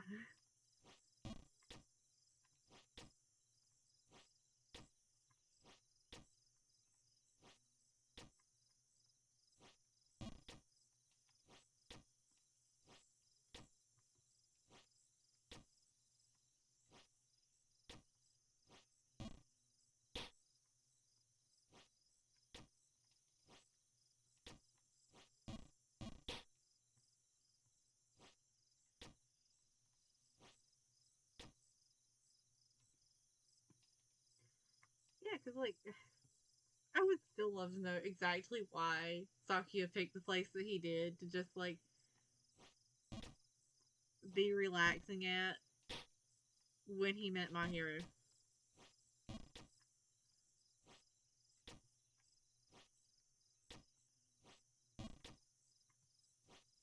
Like, was he there because he was trying to meet other people? Was he there because he thought that that's where like somebody else wouldn't look for him?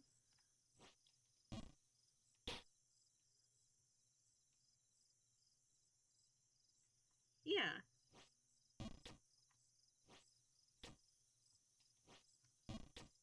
Considering how quickly he latched on to Mahiru when Mahiru was just like, "Hey, you want to come?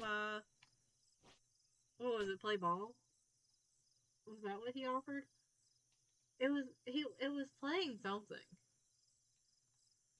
Like He took one look at my hair and went, "Yep, this is my best friend now. Time to sneak my way into the memories."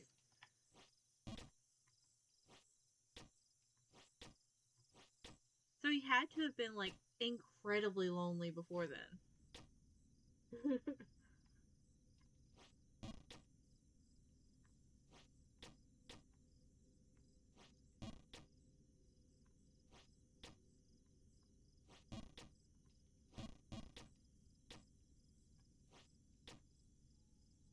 Which, like, even with Lila, there's not that many subclasses that would have been like roughly his age around. At least not for the ones that we've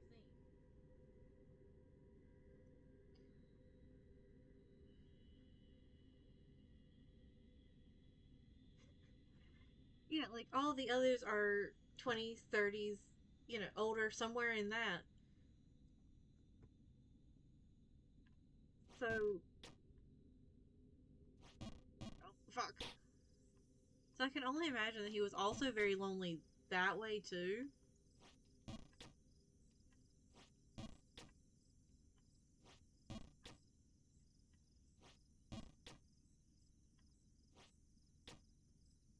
I wonder how many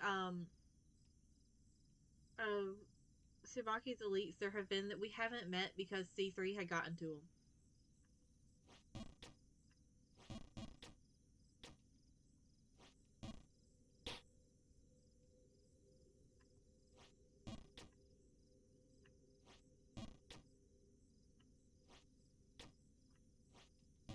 Like, had Subaki not like filled up as many slots as he was willing to for like his strongest of strongest, or did there just happen to be free ones because C3 had taken out some of his?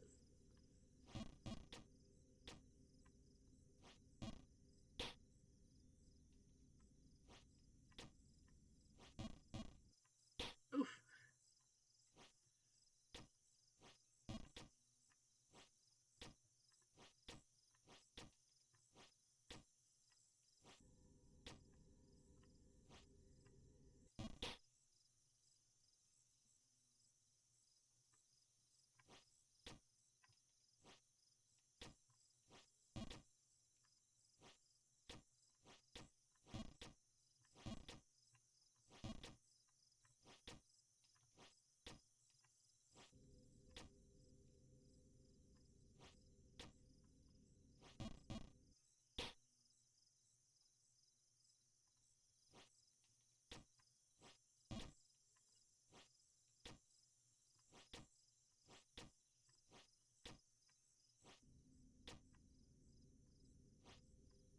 Oh fuck.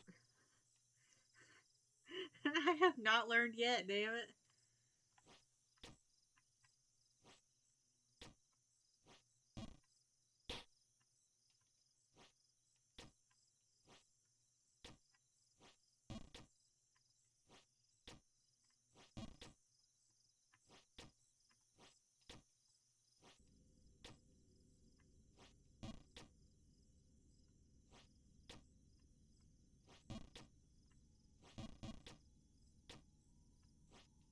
Okay, making progress again.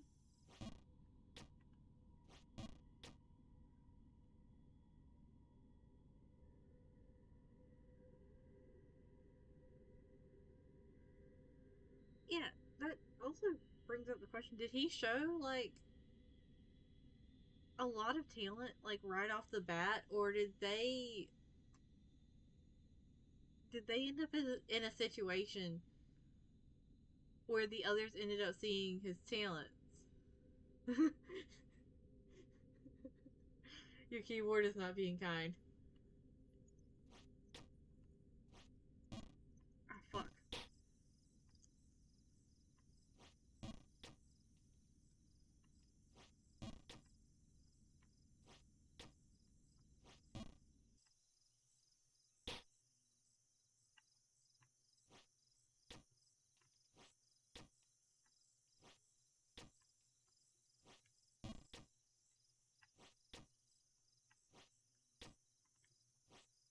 Should I tell you that I just got why this is called Red Crown Woods?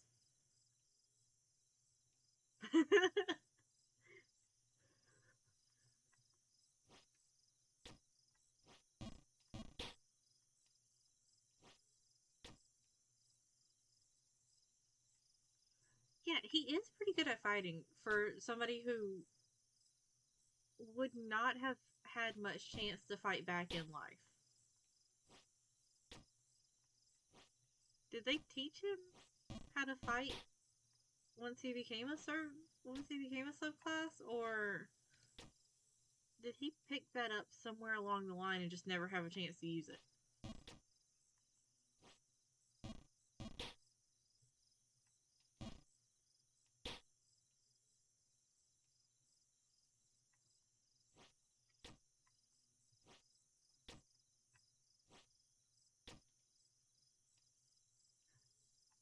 Yeah, that's where I would guess that it would happen too. It's like I don't think he would have felt as powerless as he did if he'd known how to fight, like, when he was alive.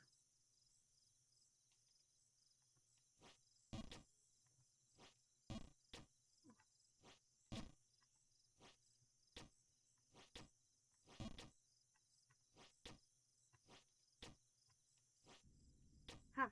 Back up again.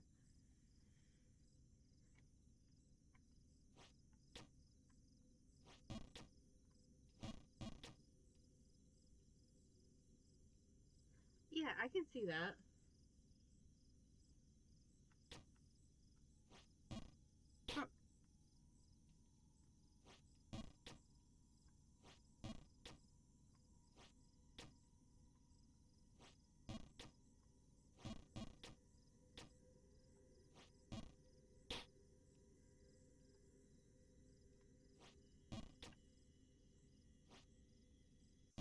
Huh. Oh, fuck. Oh, I'm just sailing back to the bottom.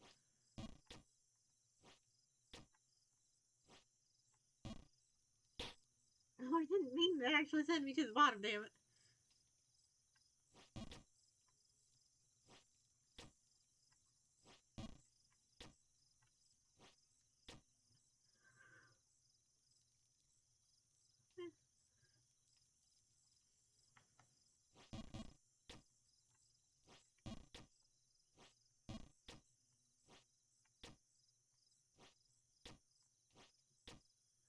I just want to know, like, so much about Otagiri. You know what? You're right. That would be pretty good combat practice. But like, her outfit kind of reminds me of like a nurse's outfit, and I would just like love to know if there's a particular reason for that, or if it was just like a hey, this is pretty kind of design choice.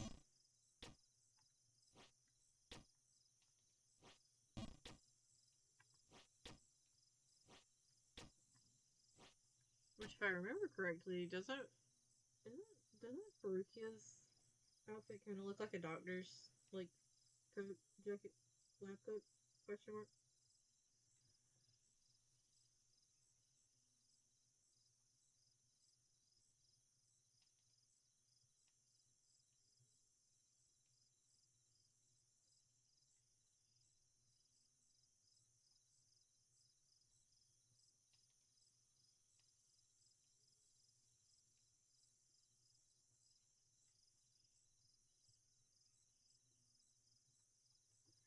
Yeah, she is. The others do seem to rely on their skills in battle rather than trying to like roast people. She can roast like and leave you as ashes.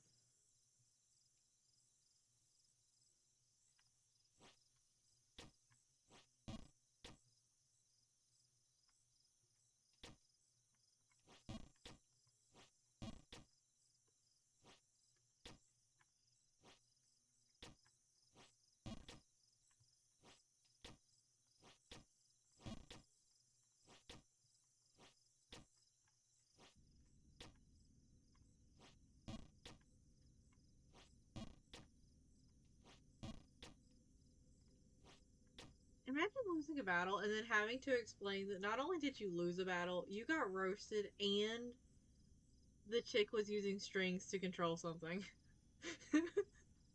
Like, I wouldn't even know where to begin trying to explain that to somebody.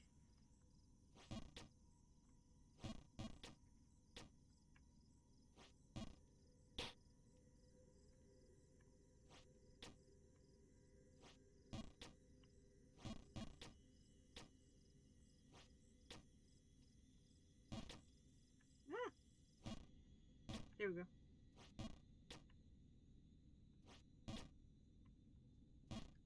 Ah, fuck, fuck, fuck.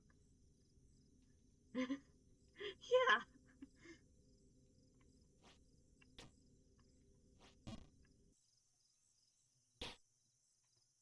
Well, it was fun to be up there in the sewers while it lasted.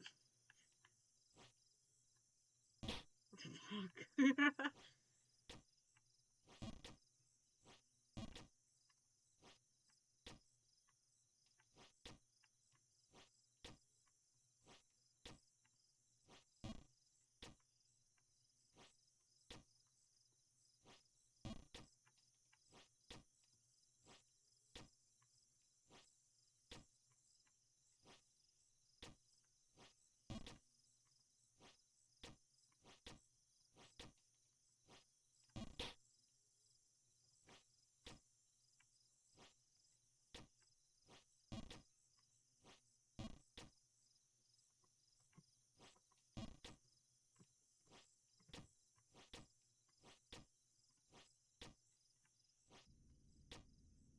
Yes, sushi?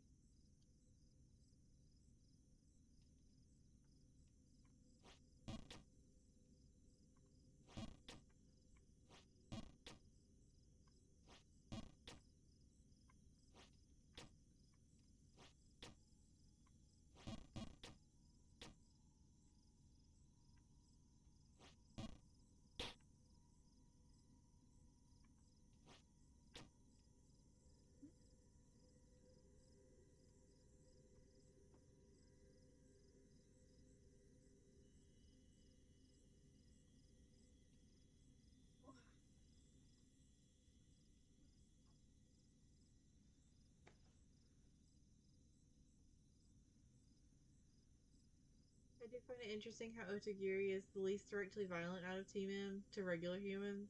Like, the most she did was stab Dodo after he made that comment. And it was a non fatal stab, too. She seems to play mainly a support role. She does. Like, it almost feels like her main role is more detainment rather than actually inflicting injury. Yeah, I need to know how she discovered that too, because like that's not something you just like stumble upon one day. I don't think.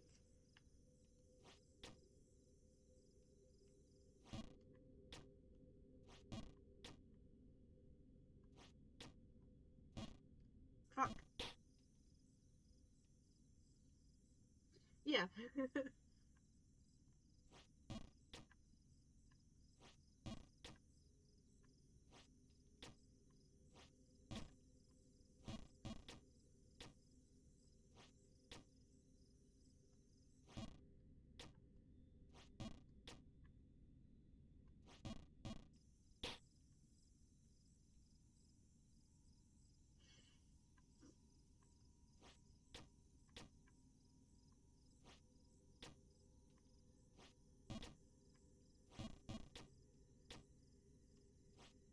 Oh fuck.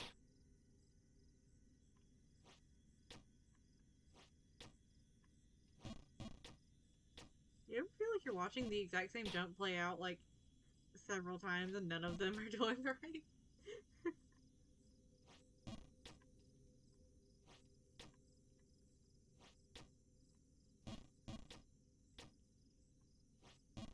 Fuck. Oh.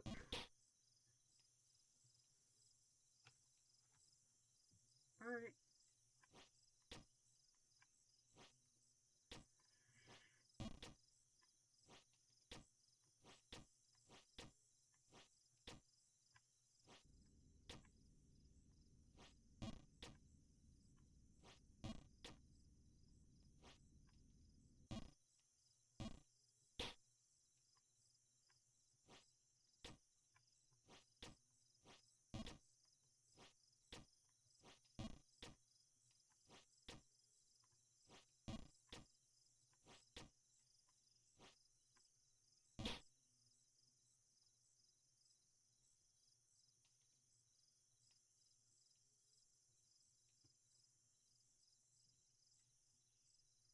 Like, Baruchia is Baruchia.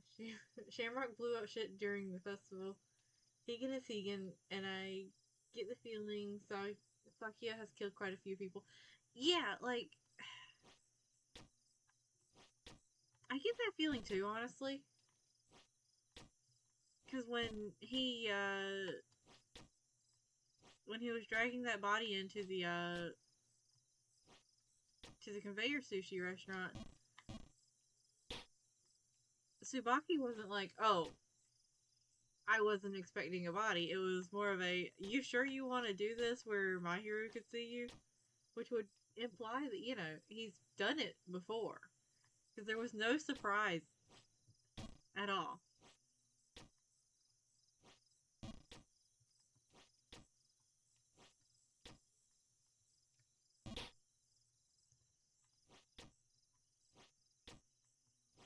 I feel like the roles that, like,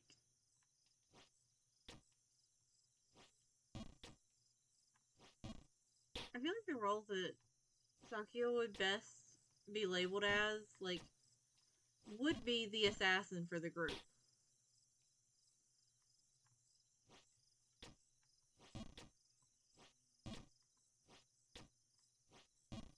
Which is a role that I would kind of, like, feel that Otogiri... What are you eating? That's also a role that I feel like Otogiri could fill. But I almost wonder if she's more of, like, the spy or recon kind of role. Where, like, she stays out of fighting as much as possible, but does as much damage as possible. And brings back as much intelligence as possible.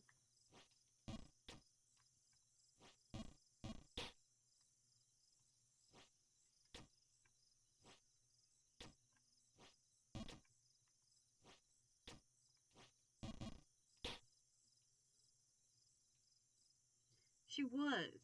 And that's what made me start to wonder that.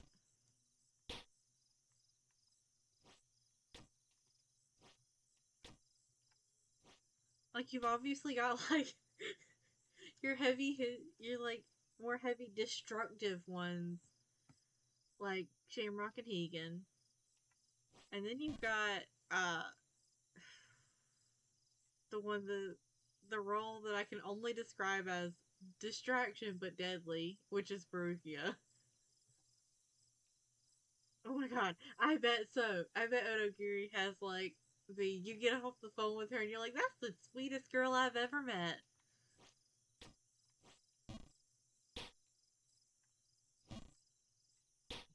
And somewhere in the break room, she's, like, cussing your name.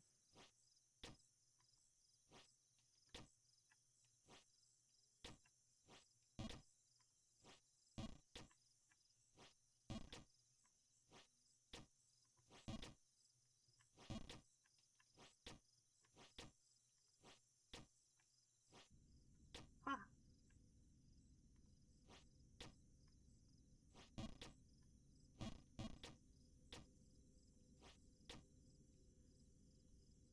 We're getting back up here.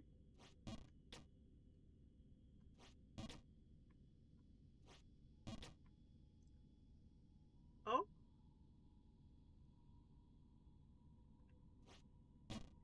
I feel like out of as far as customer service voices, I feel like Odogiri would be best, followed by Tsubaki when he's not laughing. And I feel like Sakia and Baruchia would have the absolute worst.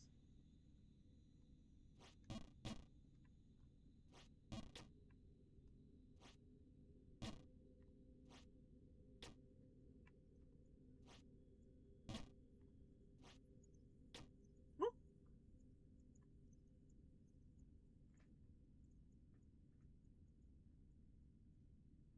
yes!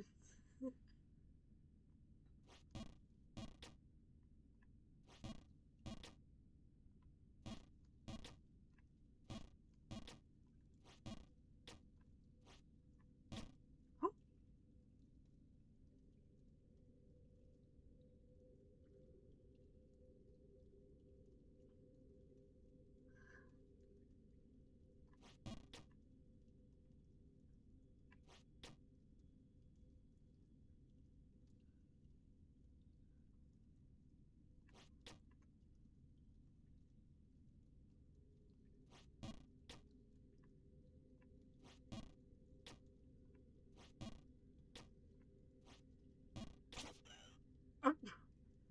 Not where I was trying to go, but okay.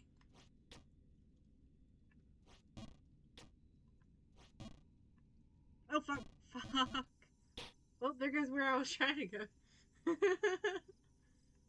didn't mean to scare the bird off.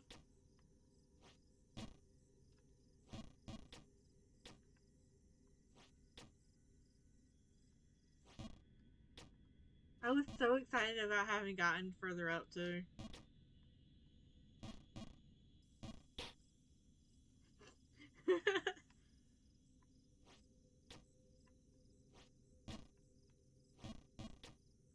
The game saw my excitement and decided to nullify it. But that's okay, because I'll get back up there again eventually. Oof.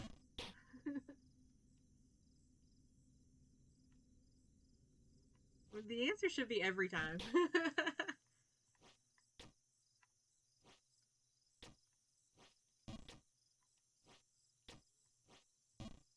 Like, make it like a... Like what Lucifer does to Mammon and, Obey Me every time he gets in trouble. Just string him up somewhere.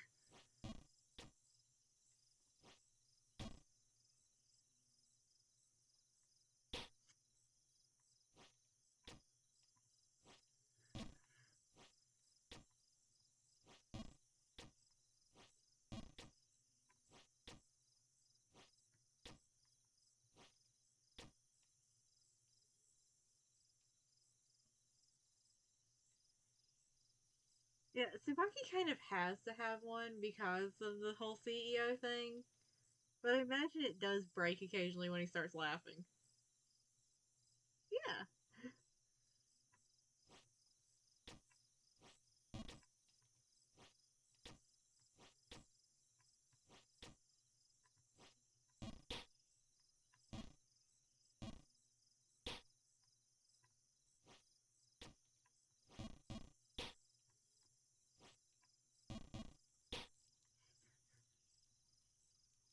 Yeah, he does. He does also have to deal with rich people.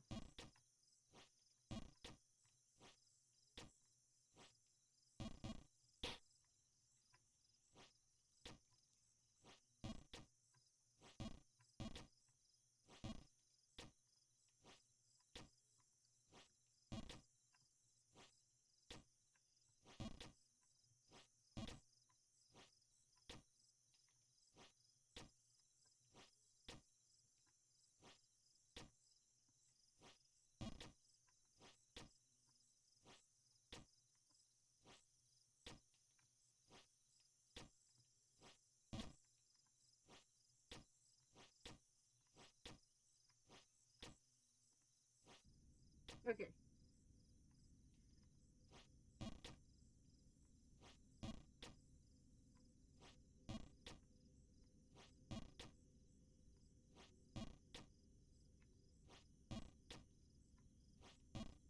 I don't want to jump too high and go sailing over it again. I've done that too many times today.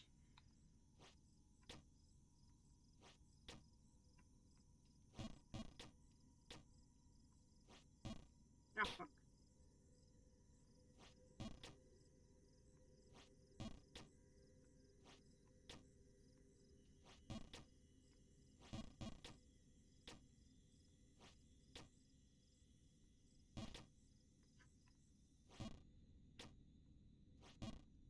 Okay.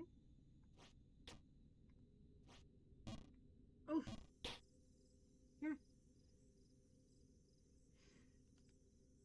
Yeah, he's great at being supportive while also being, like, arguably a fantastic source of the chaos.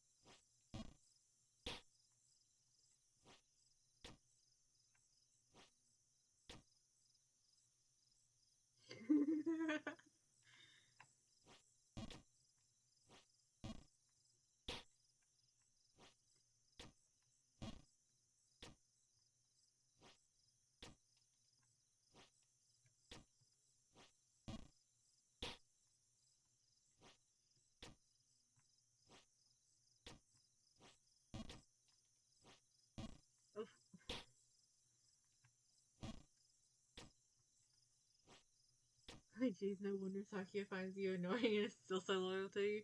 Yeah, like, like imagine living with Subaki. Now imagine that every single time you've got an issue, you know you can go to him because he's gonna get it sorted out, despite the fact that you literally just heard him and Verukia like planning to go on like their 14th Haagen-Dazs trip of the day. It probably is. And like interspersed with all of those conversations about ice cream or like the occasional ones about business, there's laughter. I, I think I think I'd also be a little shit too and still be loyal. Yeah, or stealing each other's food.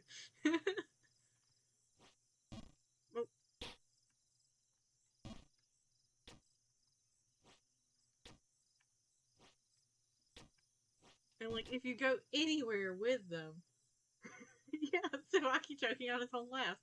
And if you go anywhere out in public with them, you are subjected to feeling like the third wheel.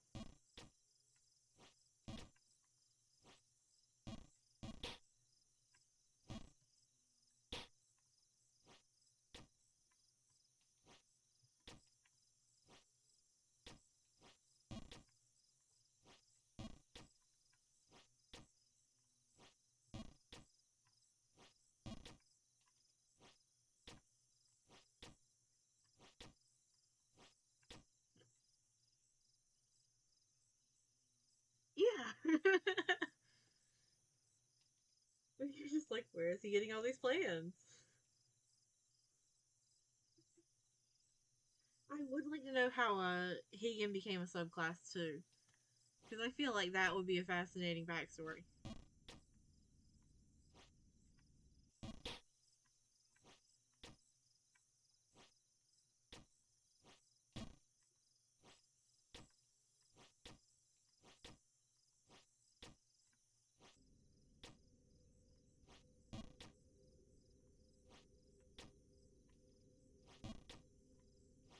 By the way, just saying, Higan does not have children that we know of, but damn if he doesn't feel like he should be in the DILF category.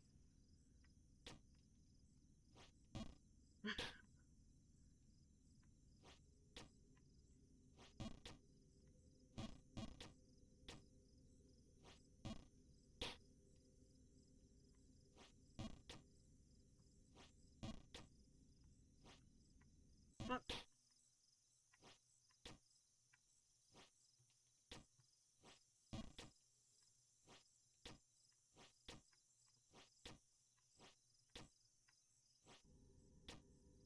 yeah.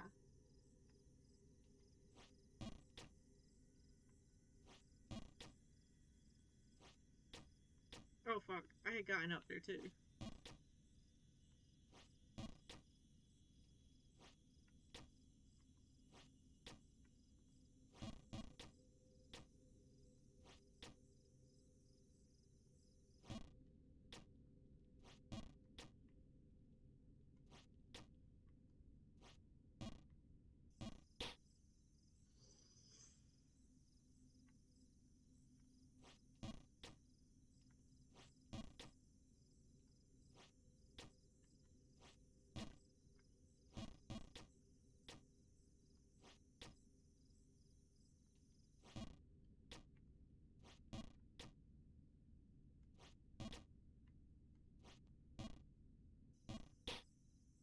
I didn't jump hard enough that time.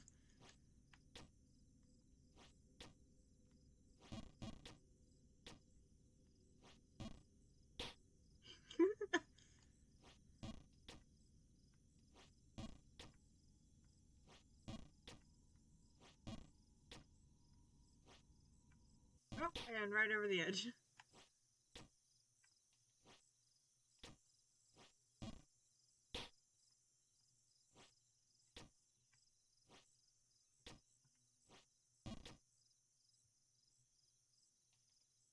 Also, out of all the subclass abilities, we've seen, fire would probably be the most annoying and difficult to control.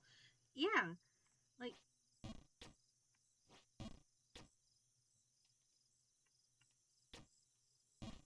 like fire in any like genre where it can be an ability is notoriously hard to control. Oh fuck.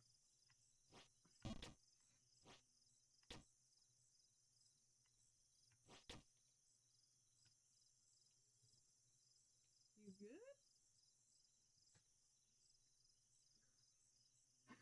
She just like sneezed as hard as she could from the other side of the room. Yeah, like there's probably so many times that he can't count.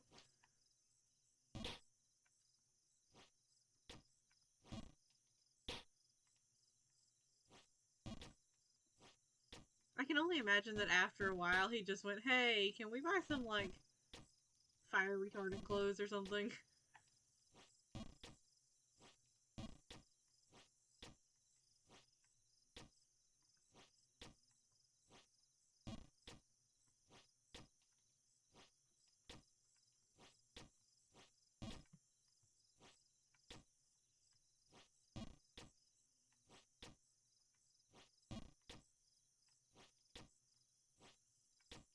Here we go. Shamrock's briefcase is just full of space. Yes, especially in like the early days.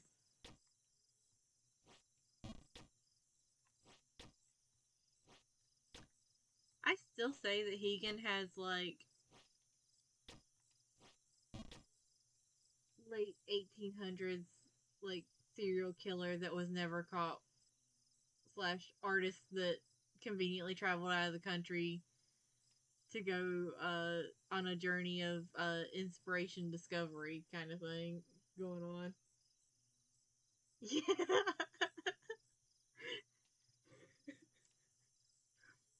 They wanted him to look like, it feels like they wanted him to look like a businessman so much.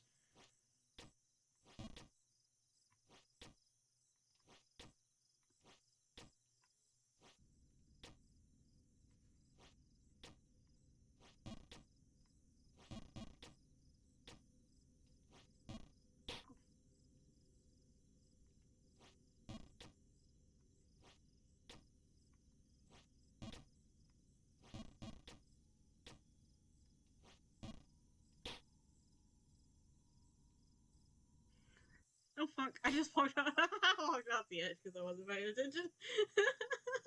Whoops.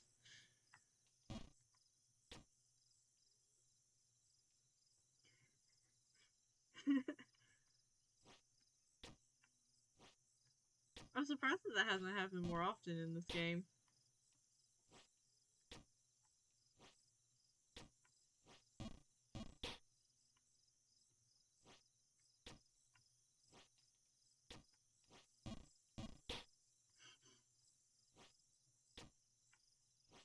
I feel like I should start keeping a tally of like the number of times that in a stream of Jump King that I will do the literally exact same jump and expect it to work the next time.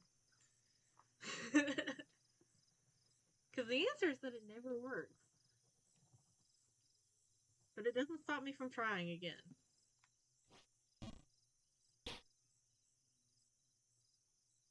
Yeah, he could be.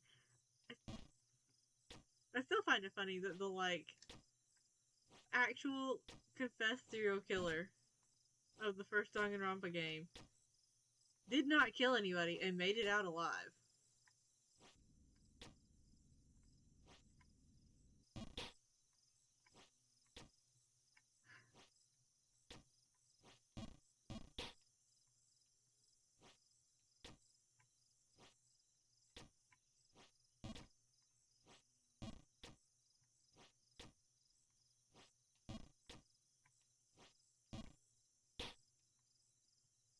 Oh fuck. The button did not work like I was planning for it to. Okay, I guess we're just taking a trip to the bottom again.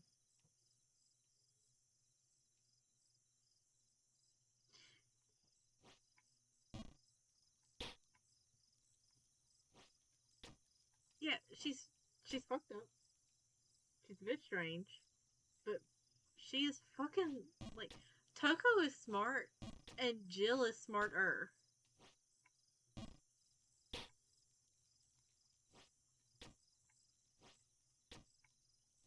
Like I really think that if they had a case where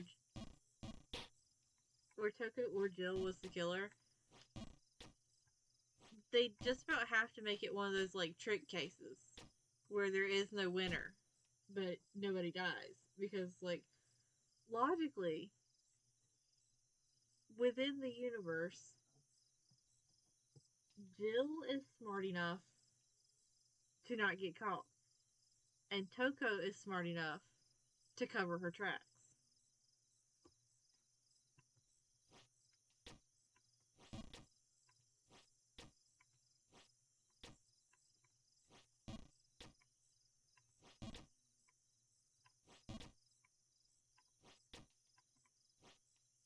Huh.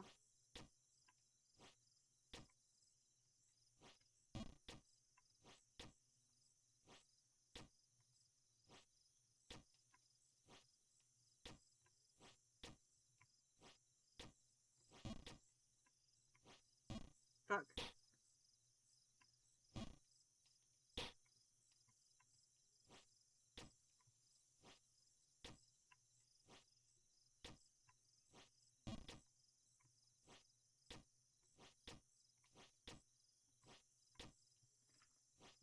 Hi, Sushi. Come here. I don't trust you not to, like, knock over things on the laptop right now. I can see Sonia being fascinated by Higgins' cases. Absolutely. Like, she's gonna be interviewing him. He's gonna be, like, midway through, like, actually trying to kill her, and she's gonna be like, wait, can I, like, just talk to you about this?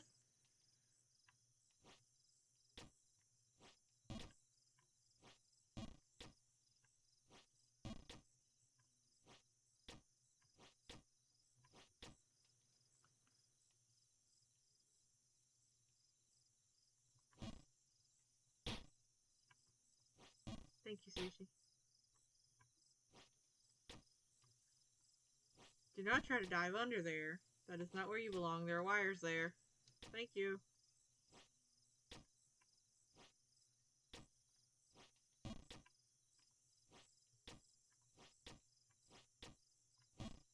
Fuck.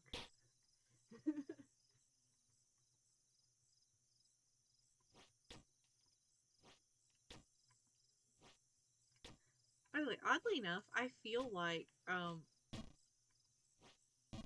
if Sonia had a chance to meet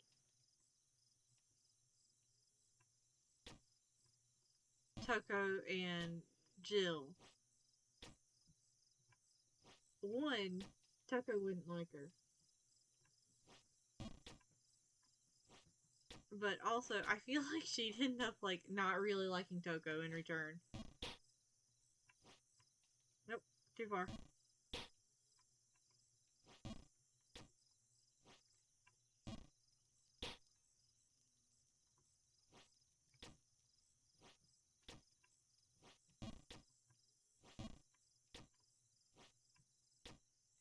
Ooh, I thought I was gonna miss that one again.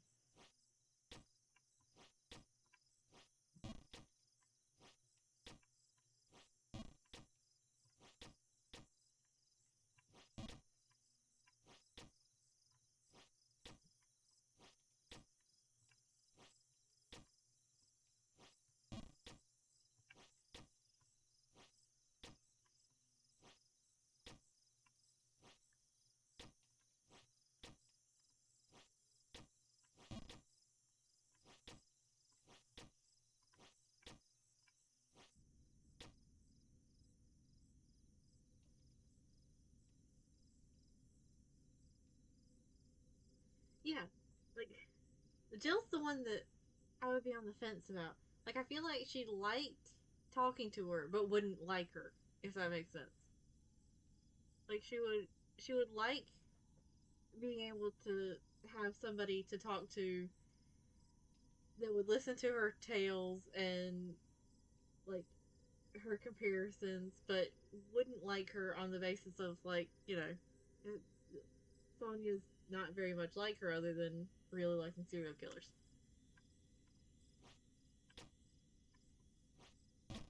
Also, I feel like Kazuichi has immediately unintentionally found like the perfect way to win her heart. Gonna leads to me. Yes. Sonia would be fascinated by vampires and servants. Which, like, on the subject of one people that would like characters that would be fascinated by vampires and servants, I feel like Ibuki would be another one that would be fascinated.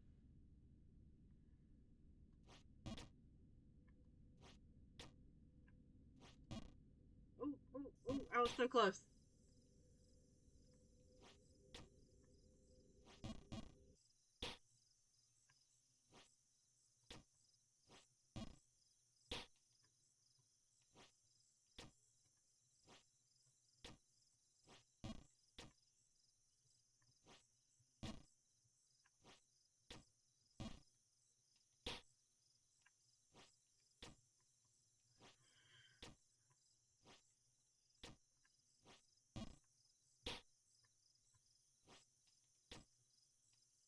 Oh yeah, like absolutely. Actually, I'd really like to see a karaoke competition between Ibuki and Tsubaki. I think that would be so fun.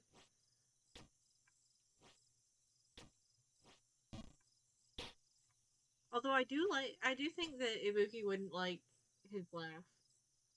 Gundam and Link would either get along very well, very very well, or instant hate. Yeah,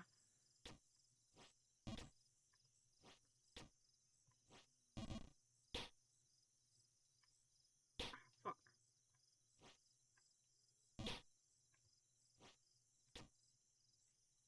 He would. He would find Ibuki very very strange.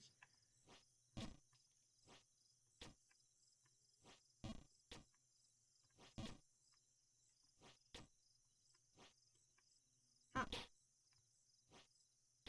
By the way, do you know how long it took me to realize that Ibuki refers to herself in like third person a lot? Like I don't think she does it every single time, but she does it a lot.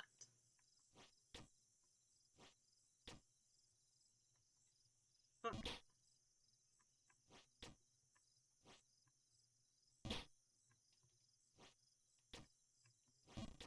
I wonder if there's a particular term for characters that do that. Because I've noticed that there are, like, over the course of things, like, a fair few characters that does. Yeah, it feels very natural when she does it, which is not something that you see very often. Because a lot of the time, like, the characters that do that are, like, tend to be portrayed as more childish. But, like, she doesn't feel childish. She feels energetic when she does it. What?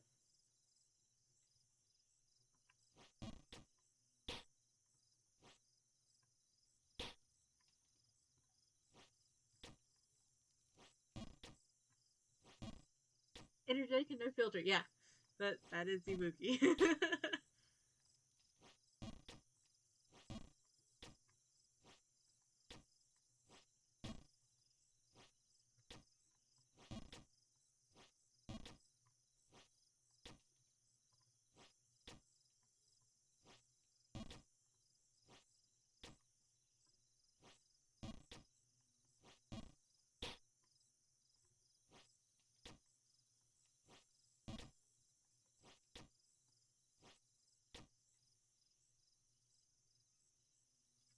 Her name is really fun to say. I'm not gonna lie.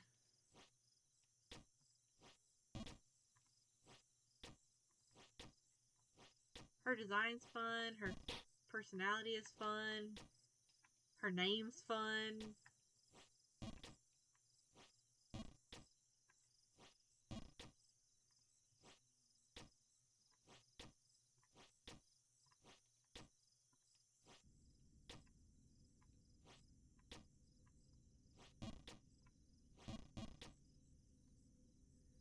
the VA is great. Like, I'm not gonna lie. As far as like favorite characters go, Mr. Krabs and Nagito are still tied as number one. And then Ibuki is a very close second that is almost tied with number one as well. Followed by Junko and Mukuro. Because I feel like that's another case where you shouldn't have one without the other. And then Taka.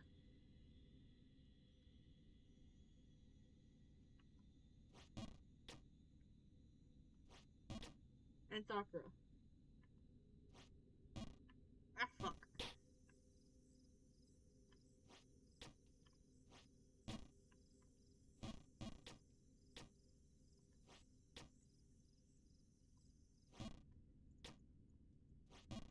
And by and large, while I did like Makoto, um, Hajime is my favorite protagonist so far. But that's because he does kind of use his brain sometimes. It's not saved exclusively for the class trials.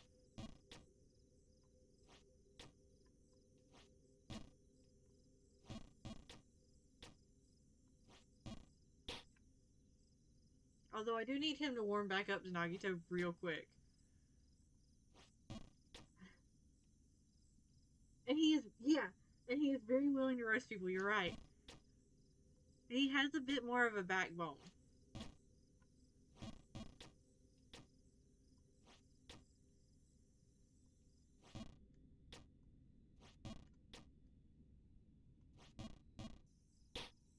Well, oh, hello. How are you?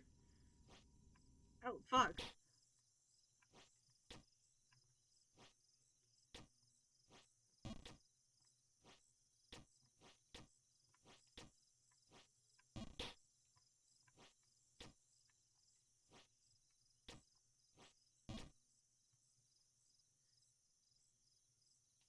Yeah.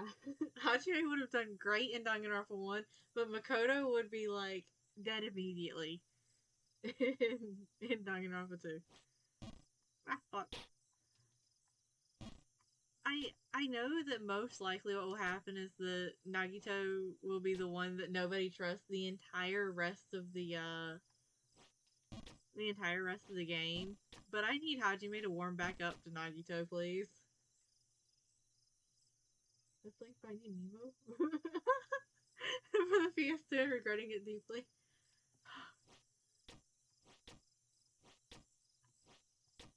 I don't think I ever played Finding Nemo for the PS2. Like, I know I wanted to when I was a kid because, like, I love Finding Nemo, but I don't think I ever did.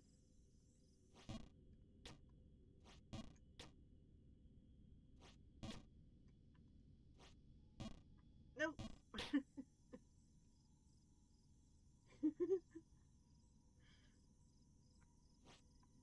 Oh, I did it. Okay.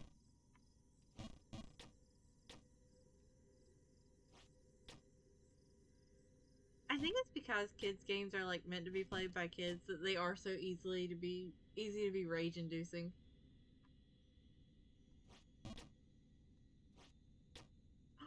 I got it.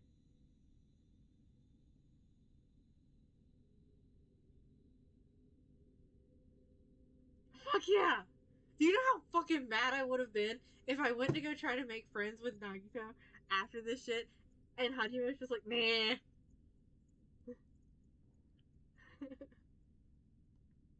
Ah, ah.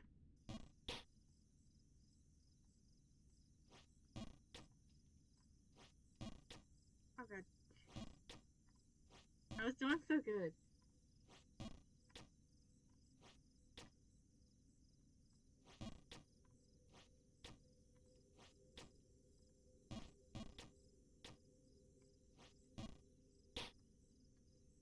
I will say I am very glad that you didn't tell me that it was going to be him that I wouldn't be able to do after the first set of FTEs.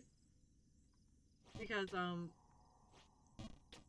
it wouldn't have felt as natural that I was deciding to do his.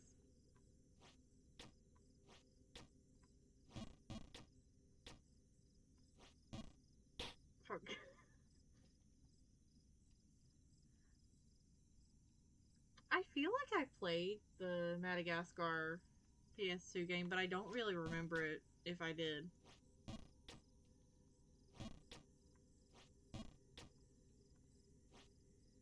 Oh, fuck. Well, fuck. Okay, down we go. This is what I get for,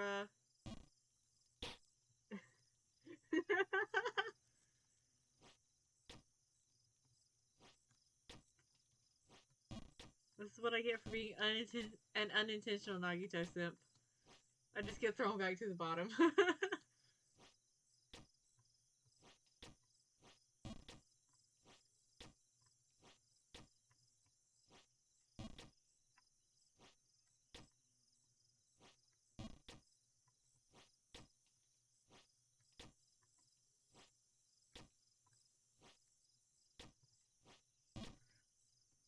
I do feel like, the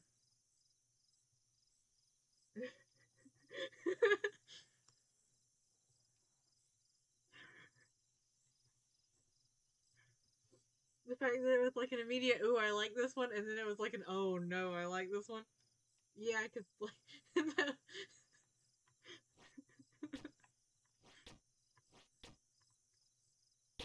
fuck.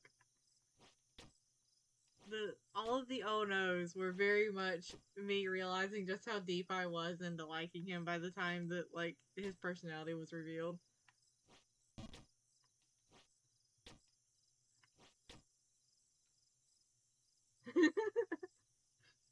Well, to be fair, Hajime wakes up and he is the first dude I see, and I'm just like, yeah, I like that one. I'm doing his FDE first. Oh, fuck.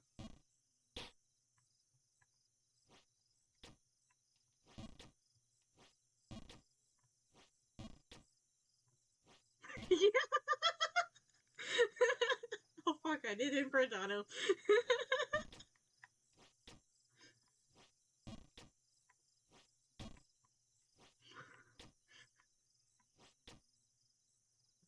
To be fair, I will be following him around for the rest of the game like he is the equivalent of a mother duck to me, so.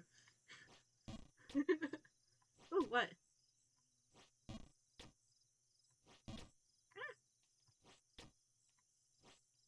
Oh, there we go. Okay.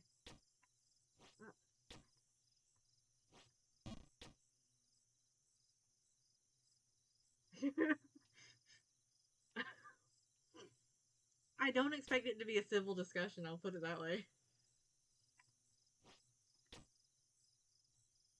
Ooh, happy birthday! Oh, wait, fuck, it is Sunday. Almost. It is like 15 minutes away for me. So happy birthday!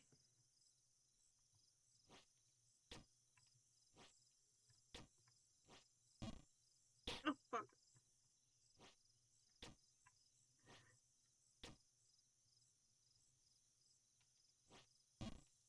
Oh, fuck.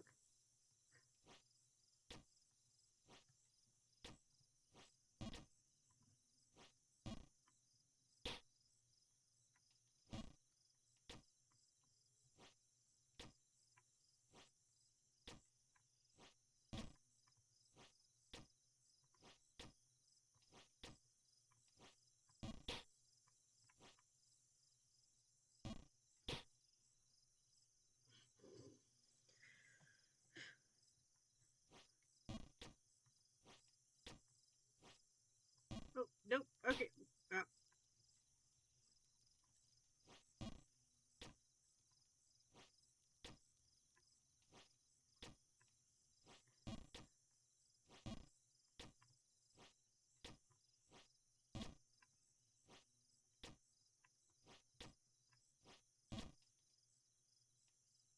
ooh, nice.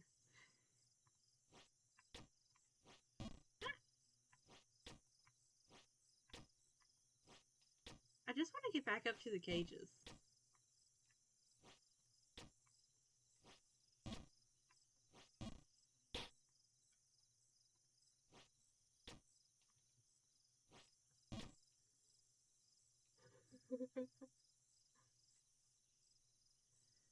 Just Mikuni, Byakuya, and Nagito would be hilarious. That's not even throwing Tsurugi in there. True. You know what? I feel like Tsurugi and Nagito would probably get along pretty well. But, like, not for reasons that anybody would think.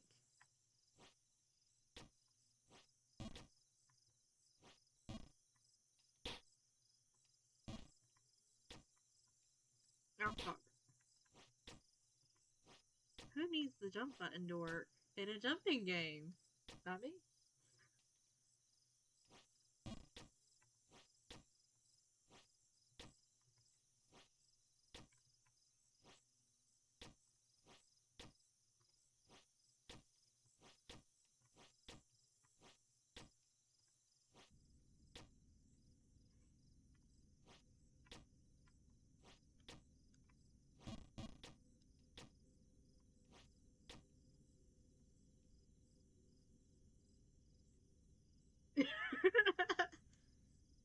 Tsurugi would learn Byakuya has money and a lot of it. Mikuni would have to restrain him. Absolutely. Meanwhile, Mikuni and Byakuya are sharing, like, rich kid growing up stories. Nope, fuck.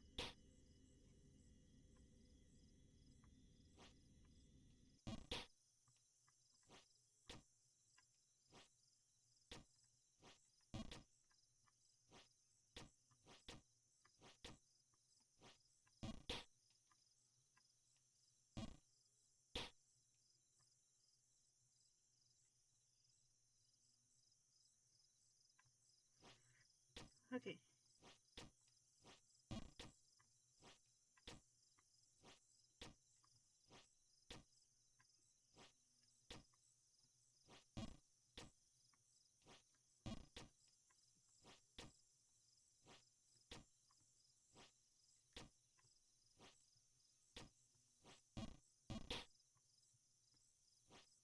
After the first time that I played this, one of the lab assistants said that they want to see me play Getting Over It.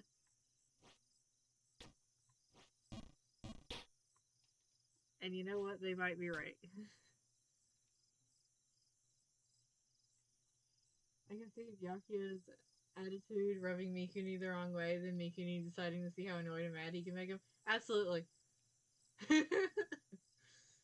And then Nagito. Yep.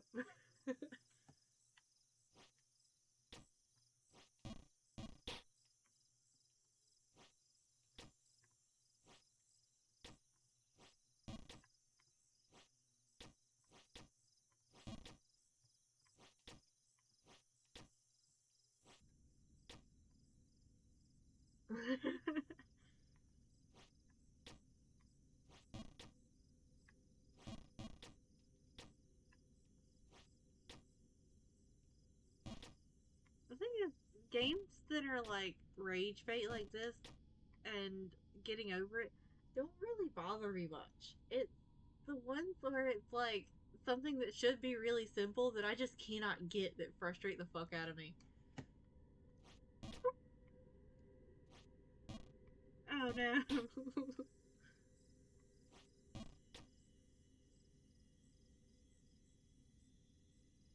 Yeah, after I've seen Despair Arc, you can share it.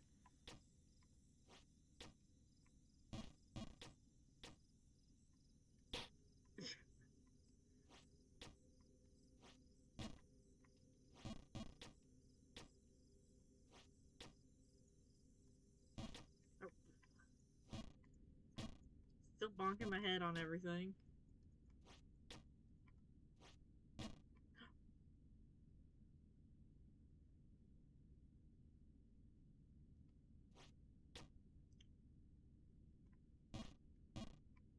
Fuck, fuck, fuck, fuck. I got so far up there.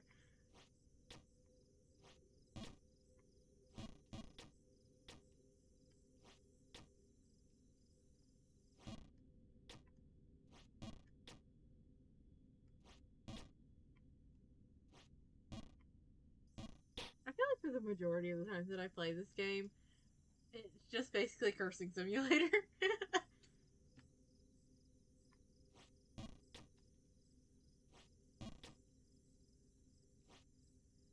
Oh, fuck.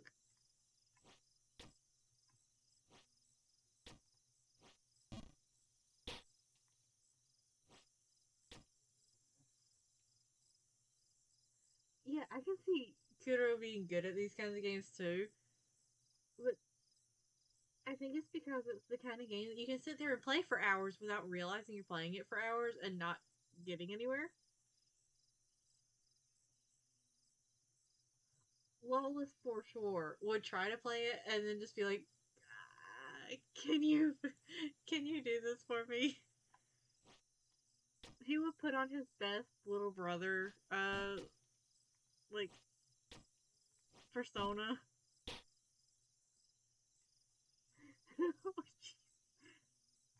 I would have gone absolutely mad.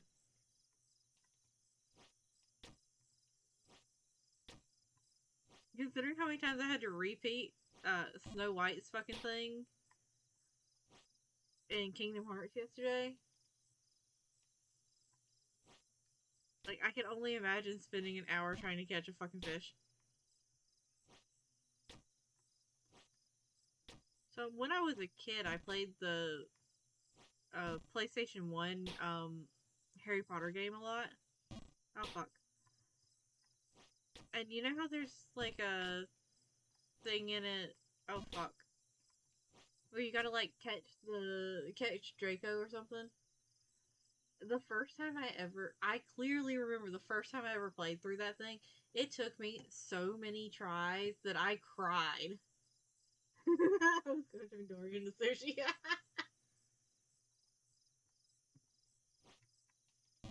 Oh fuck! Back to the bottom we go. I don't think I've ever played the Lego Harry Potter games. I played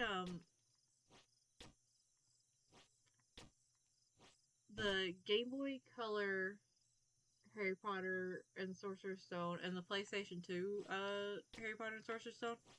Then I played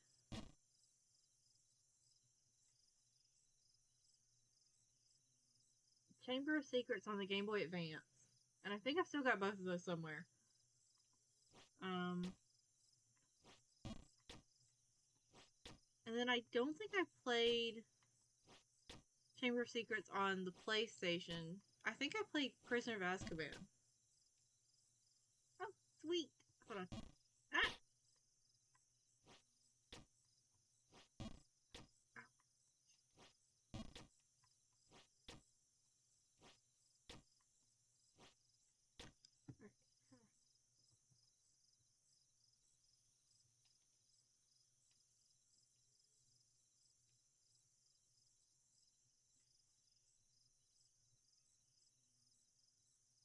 Oh, so cute. Why does this feel like 40 mils? What do I do? Oh, things went on sale. Okay. Apparently this game's on sale on Steam.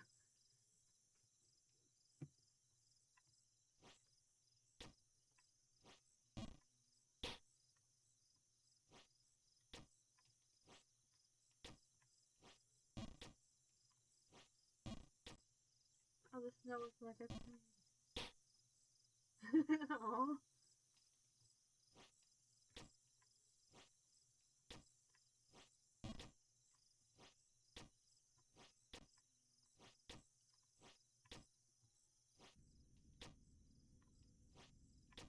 Oh,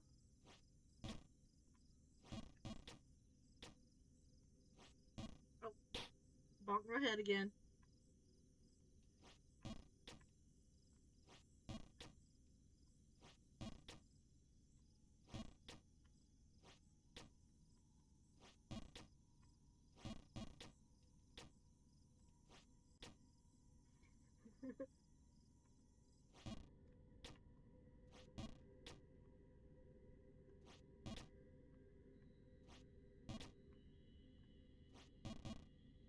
Nope. Ooh.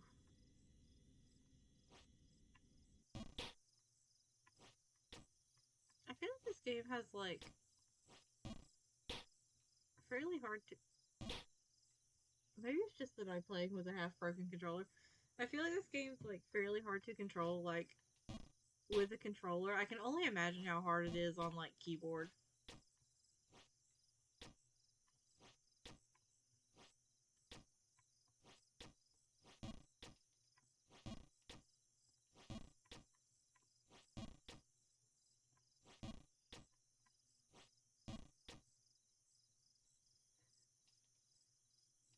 Oh, sweet. Smokey seems like he would try the game, but then get bored, aka frustrated at it, and quit. Yeah, VTubers Uprising is trending on Twitter. Sweet. It's always fascinating to see things that trend on Twitter.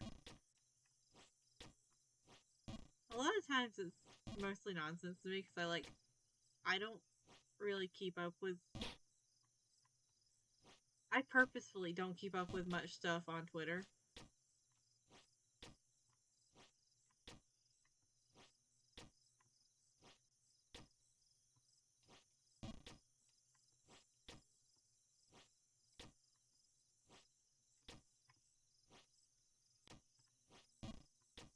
Oh fuck.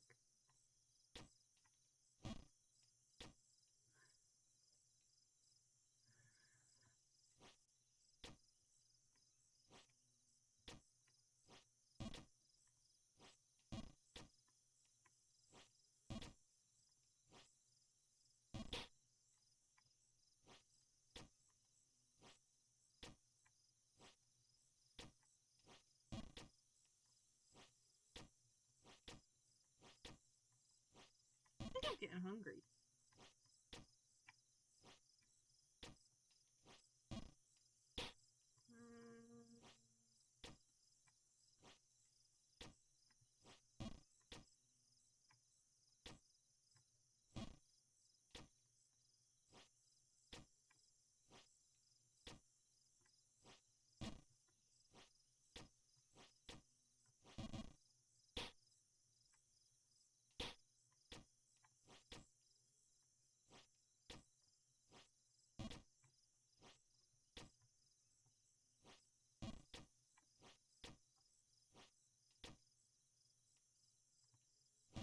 Oh fuck. I wonder that too.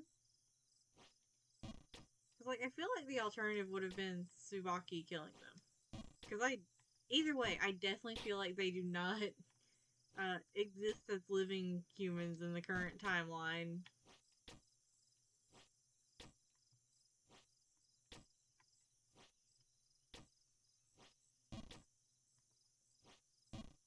Oof.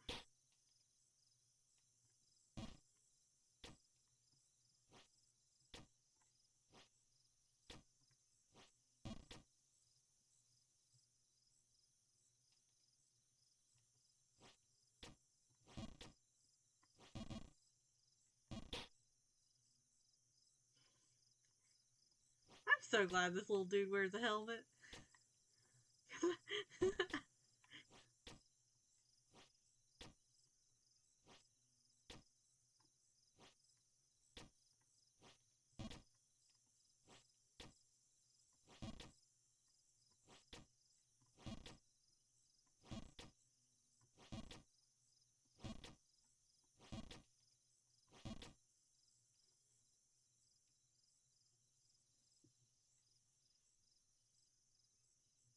Yeah, it does feel like something that he would have left to Sakia's discretion. Oh fuck.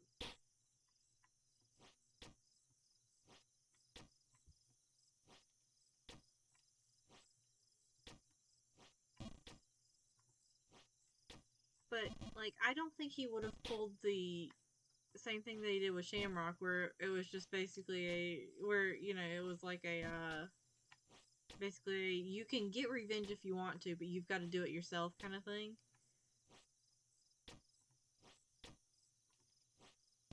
Which I mean, he had to have known Shamrock would have regrets if he didn't.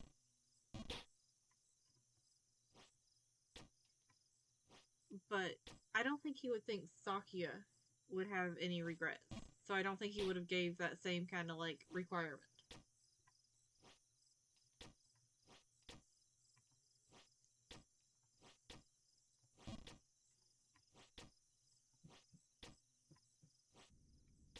All right, I'm back up here again.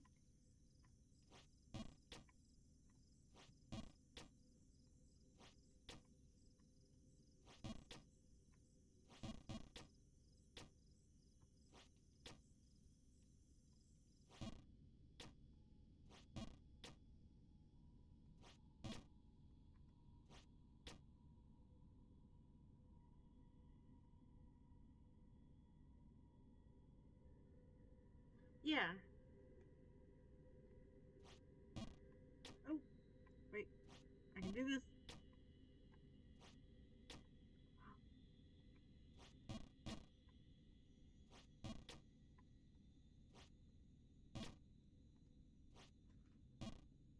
Hi, Sushi. Perfect timing.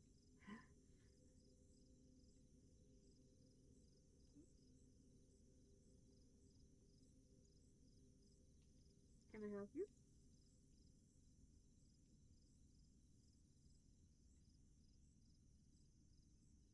Please don't step on the keyboard.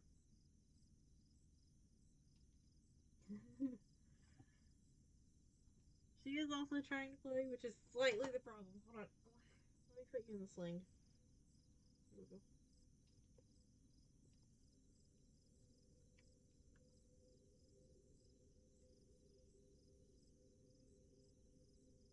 Alright. Now that you're in the sling. She does demand pets. Actually, she more specifically demands to be put in the baby sling so that she can like purr aggressively.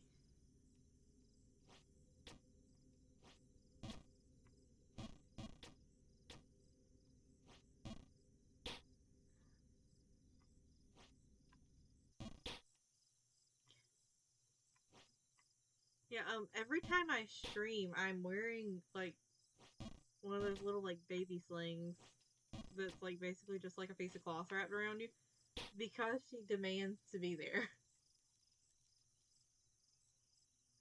Oh, absolutely. When I can do emotes, I'm planning to put a sushi one in there.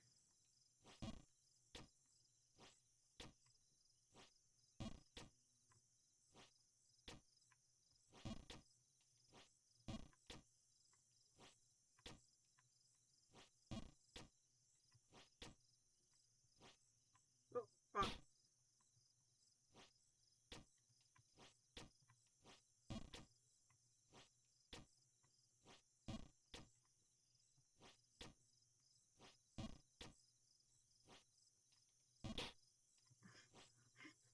Oh no.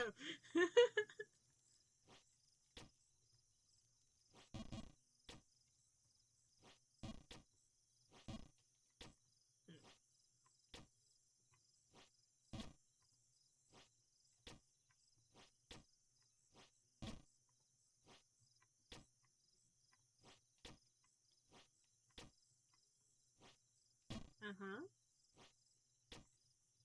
Uh huh.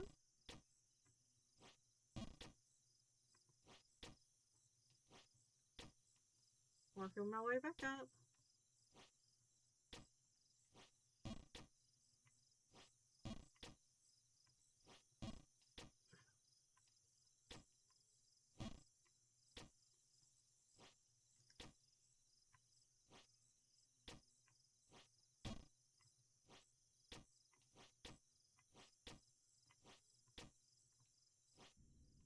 As per usual, this game heard me get cocky and decided to fix it.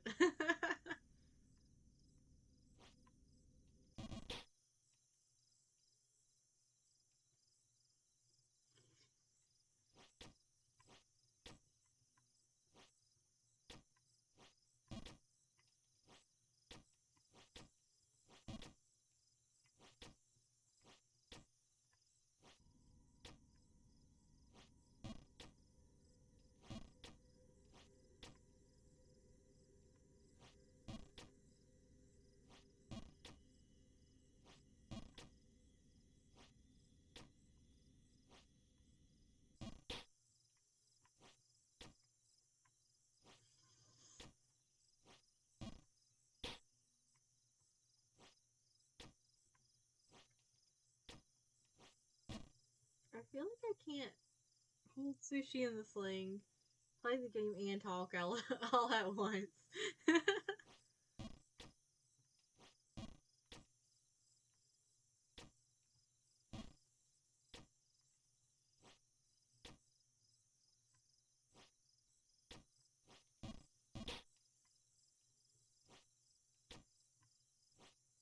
Like, it's not even that I've got to be like hands on holding her because I literally just pop her in the sling and let her like sit there. I think it's just because there's now extra stuff around me.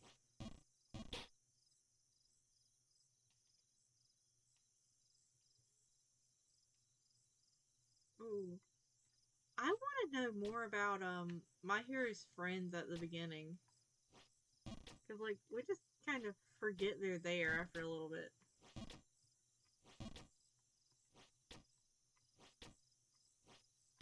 But also JJ's past.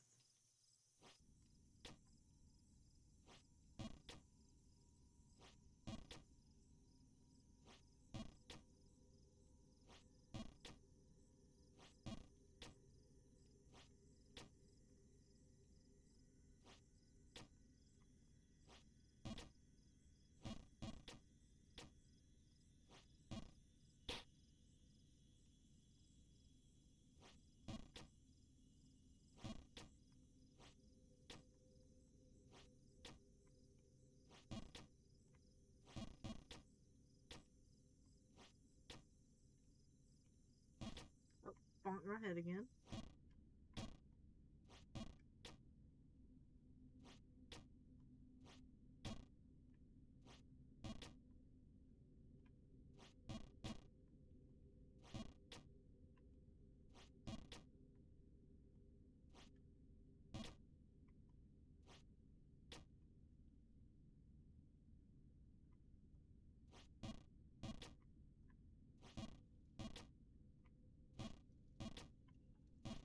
We're getting up there.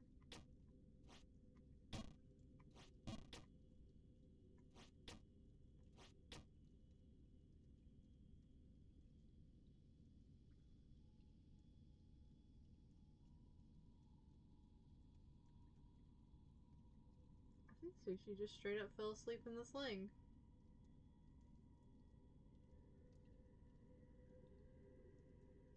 That's fucking adorable. Yeah, like, are they out of town? Did anybody think of them? Yeah, just straight up.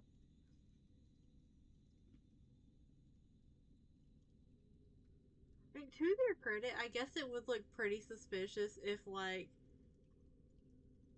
you, to your memory, got hit by a car and then walked into school and one of your friends is like, that's not what happened. And then both of those friends just, like, kind of stopped showing up after a while. I imagine you two would probably just, like, go, you know what, time to change schools. Get out of town. Start new.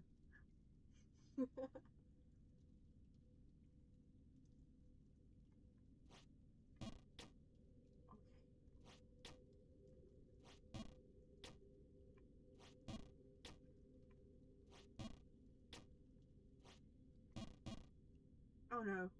No. And then your school blows up. Yeah. Like, I I imagine from that point forward, you just kind of got to be like, you know what?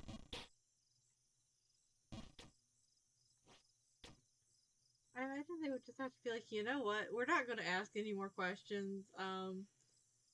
We totally don't think that the two of them had anything to do with me getting hit, and we totally don't think they've got something to do with the school blowing up. But we're still going to just like peace out of this area just in case. Yeah, at least it was during a break.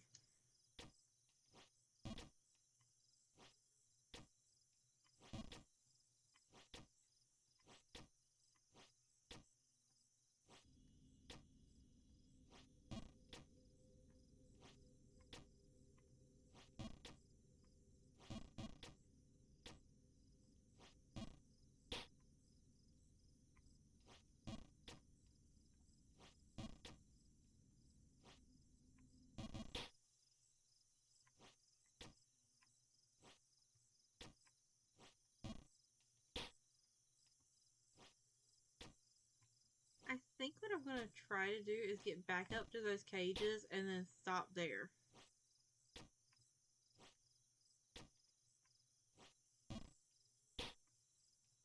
If the game lets me out of this loop of jumping.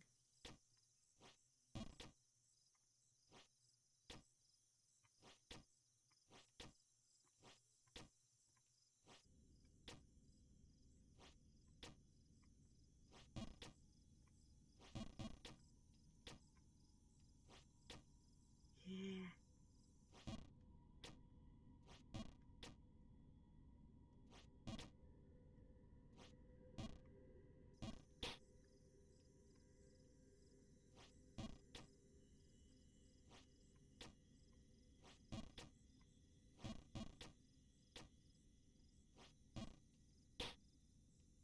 Hello. Oh, fuck.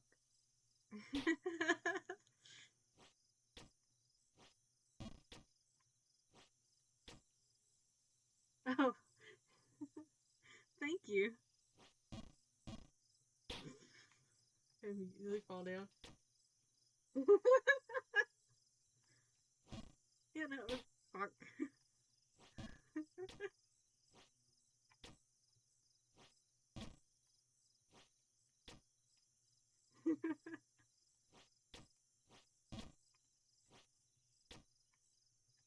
Thank you.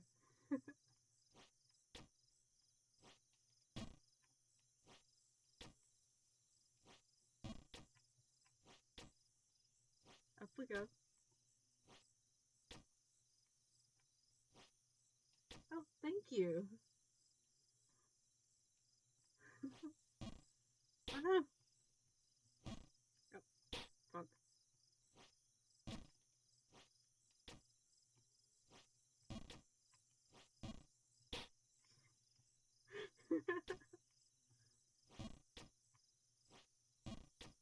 I really do need to get a new controller because I think it's stopped doing directions occasionally. I have never beat this, but I love jokes.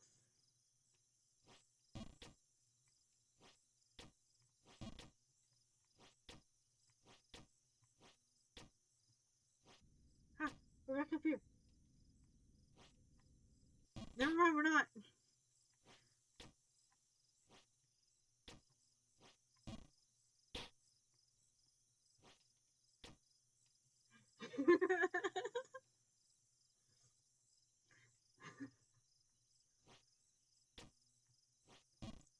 Oh no. I love jokes like that.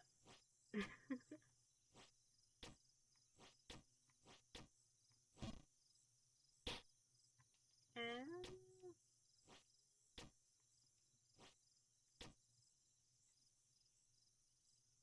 yeah,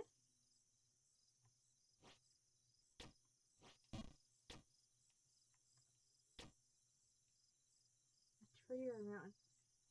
I don't know which one.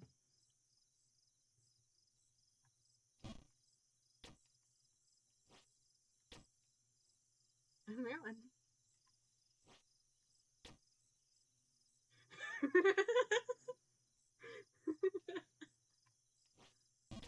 I love it. Oh, good morning, Sushi.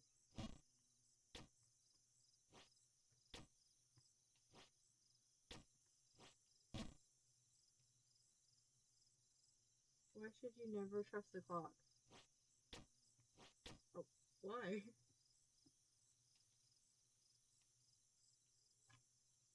It's always secondhand information. I love that.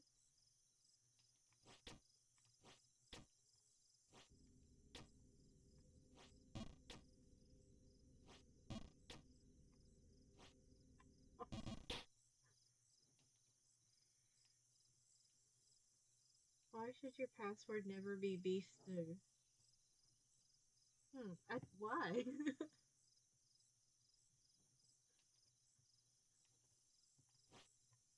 Oh no.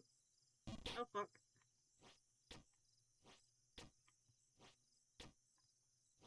It's not strong enough. Oh,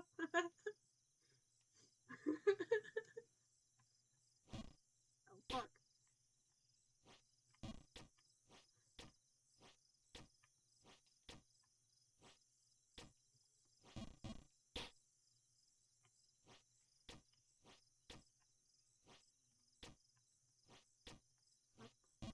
Hop, hop.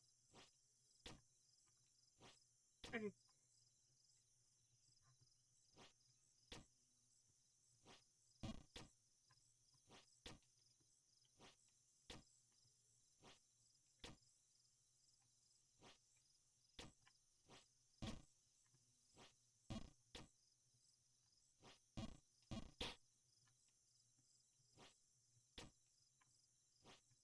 I was going so smoothly with the jumps too.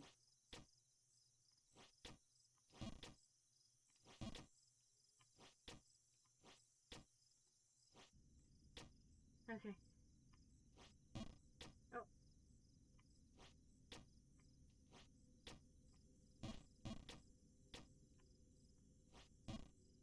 Oh. I am so good at just like whacking my head on everything in this game.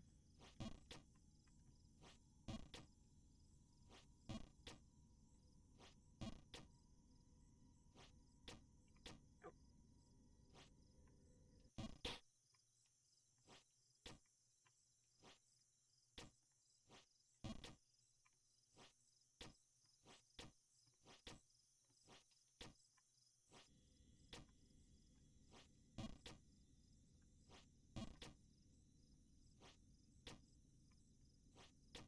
Okay. Oh. I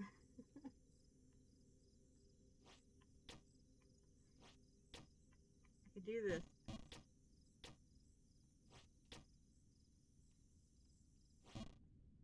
I can't guarantee I'll get back up to the cages tonight.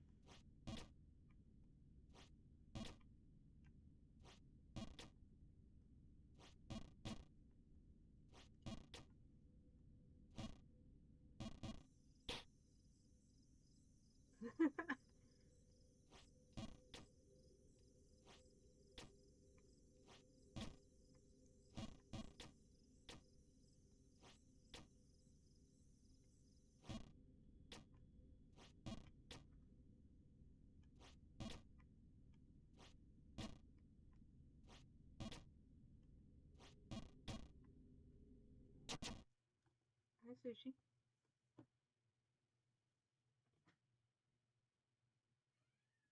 Yeah, yeah. You can't walk on the keyboard. We've been through this.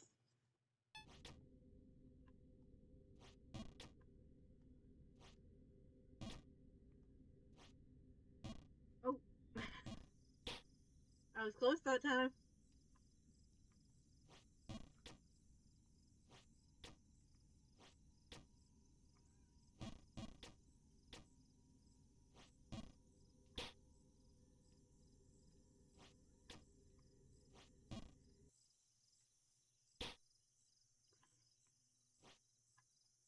Oh, that didn't go like I planned.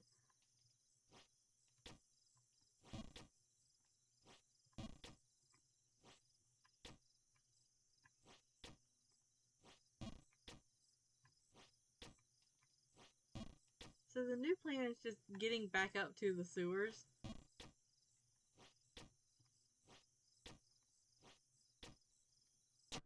You're like actively in the way right now, Sushi.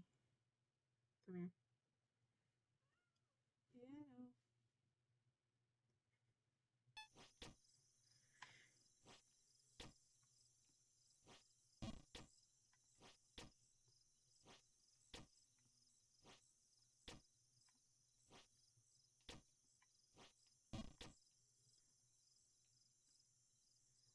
I hope so too. Because like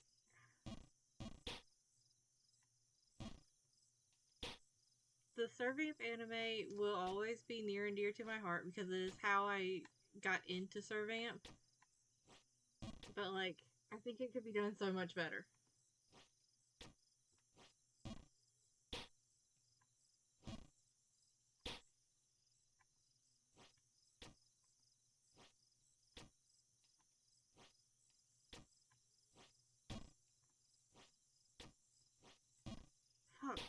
keep over jumping that spot?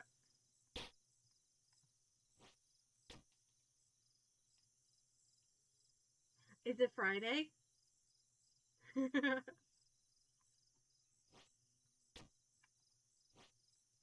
Yeah! I like that one. Oh.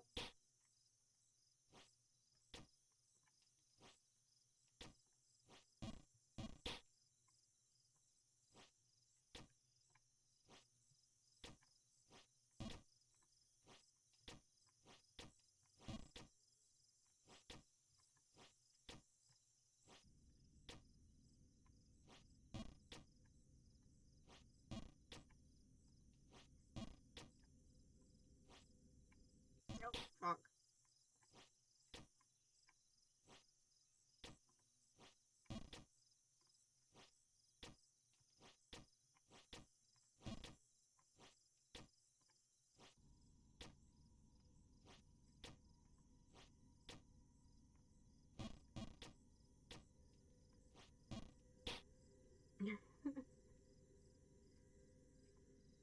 What do you call a dog underwater? I don't know.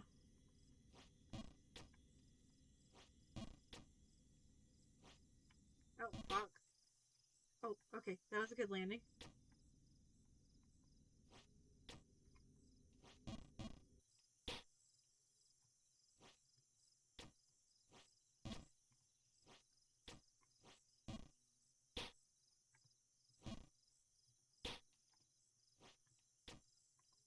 A Scooby Diver.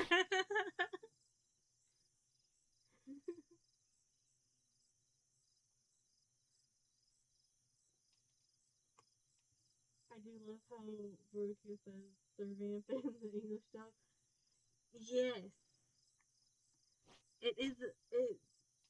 It is the English dub. Because I remember. So the first time I watched it, the only way I could watch it was English dub, and that is the dub that has stuck with me.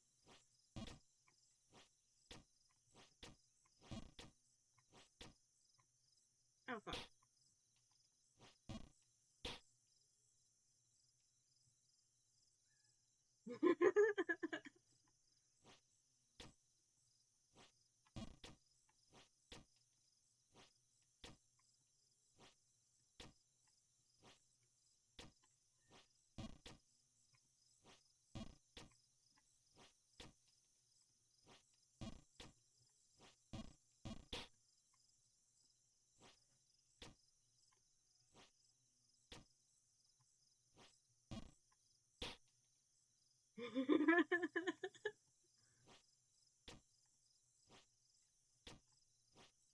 Fish puns are great though. Oh.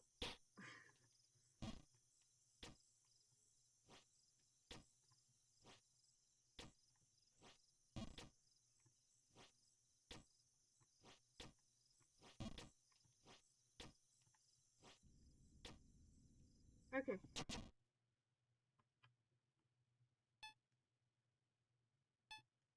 I'm not gonna push my luck any further than I already did. This is where I'm going to end it for the night. Next time I play this, I'm definitely getting past those cages. Oh, I gotta stretch. Okay.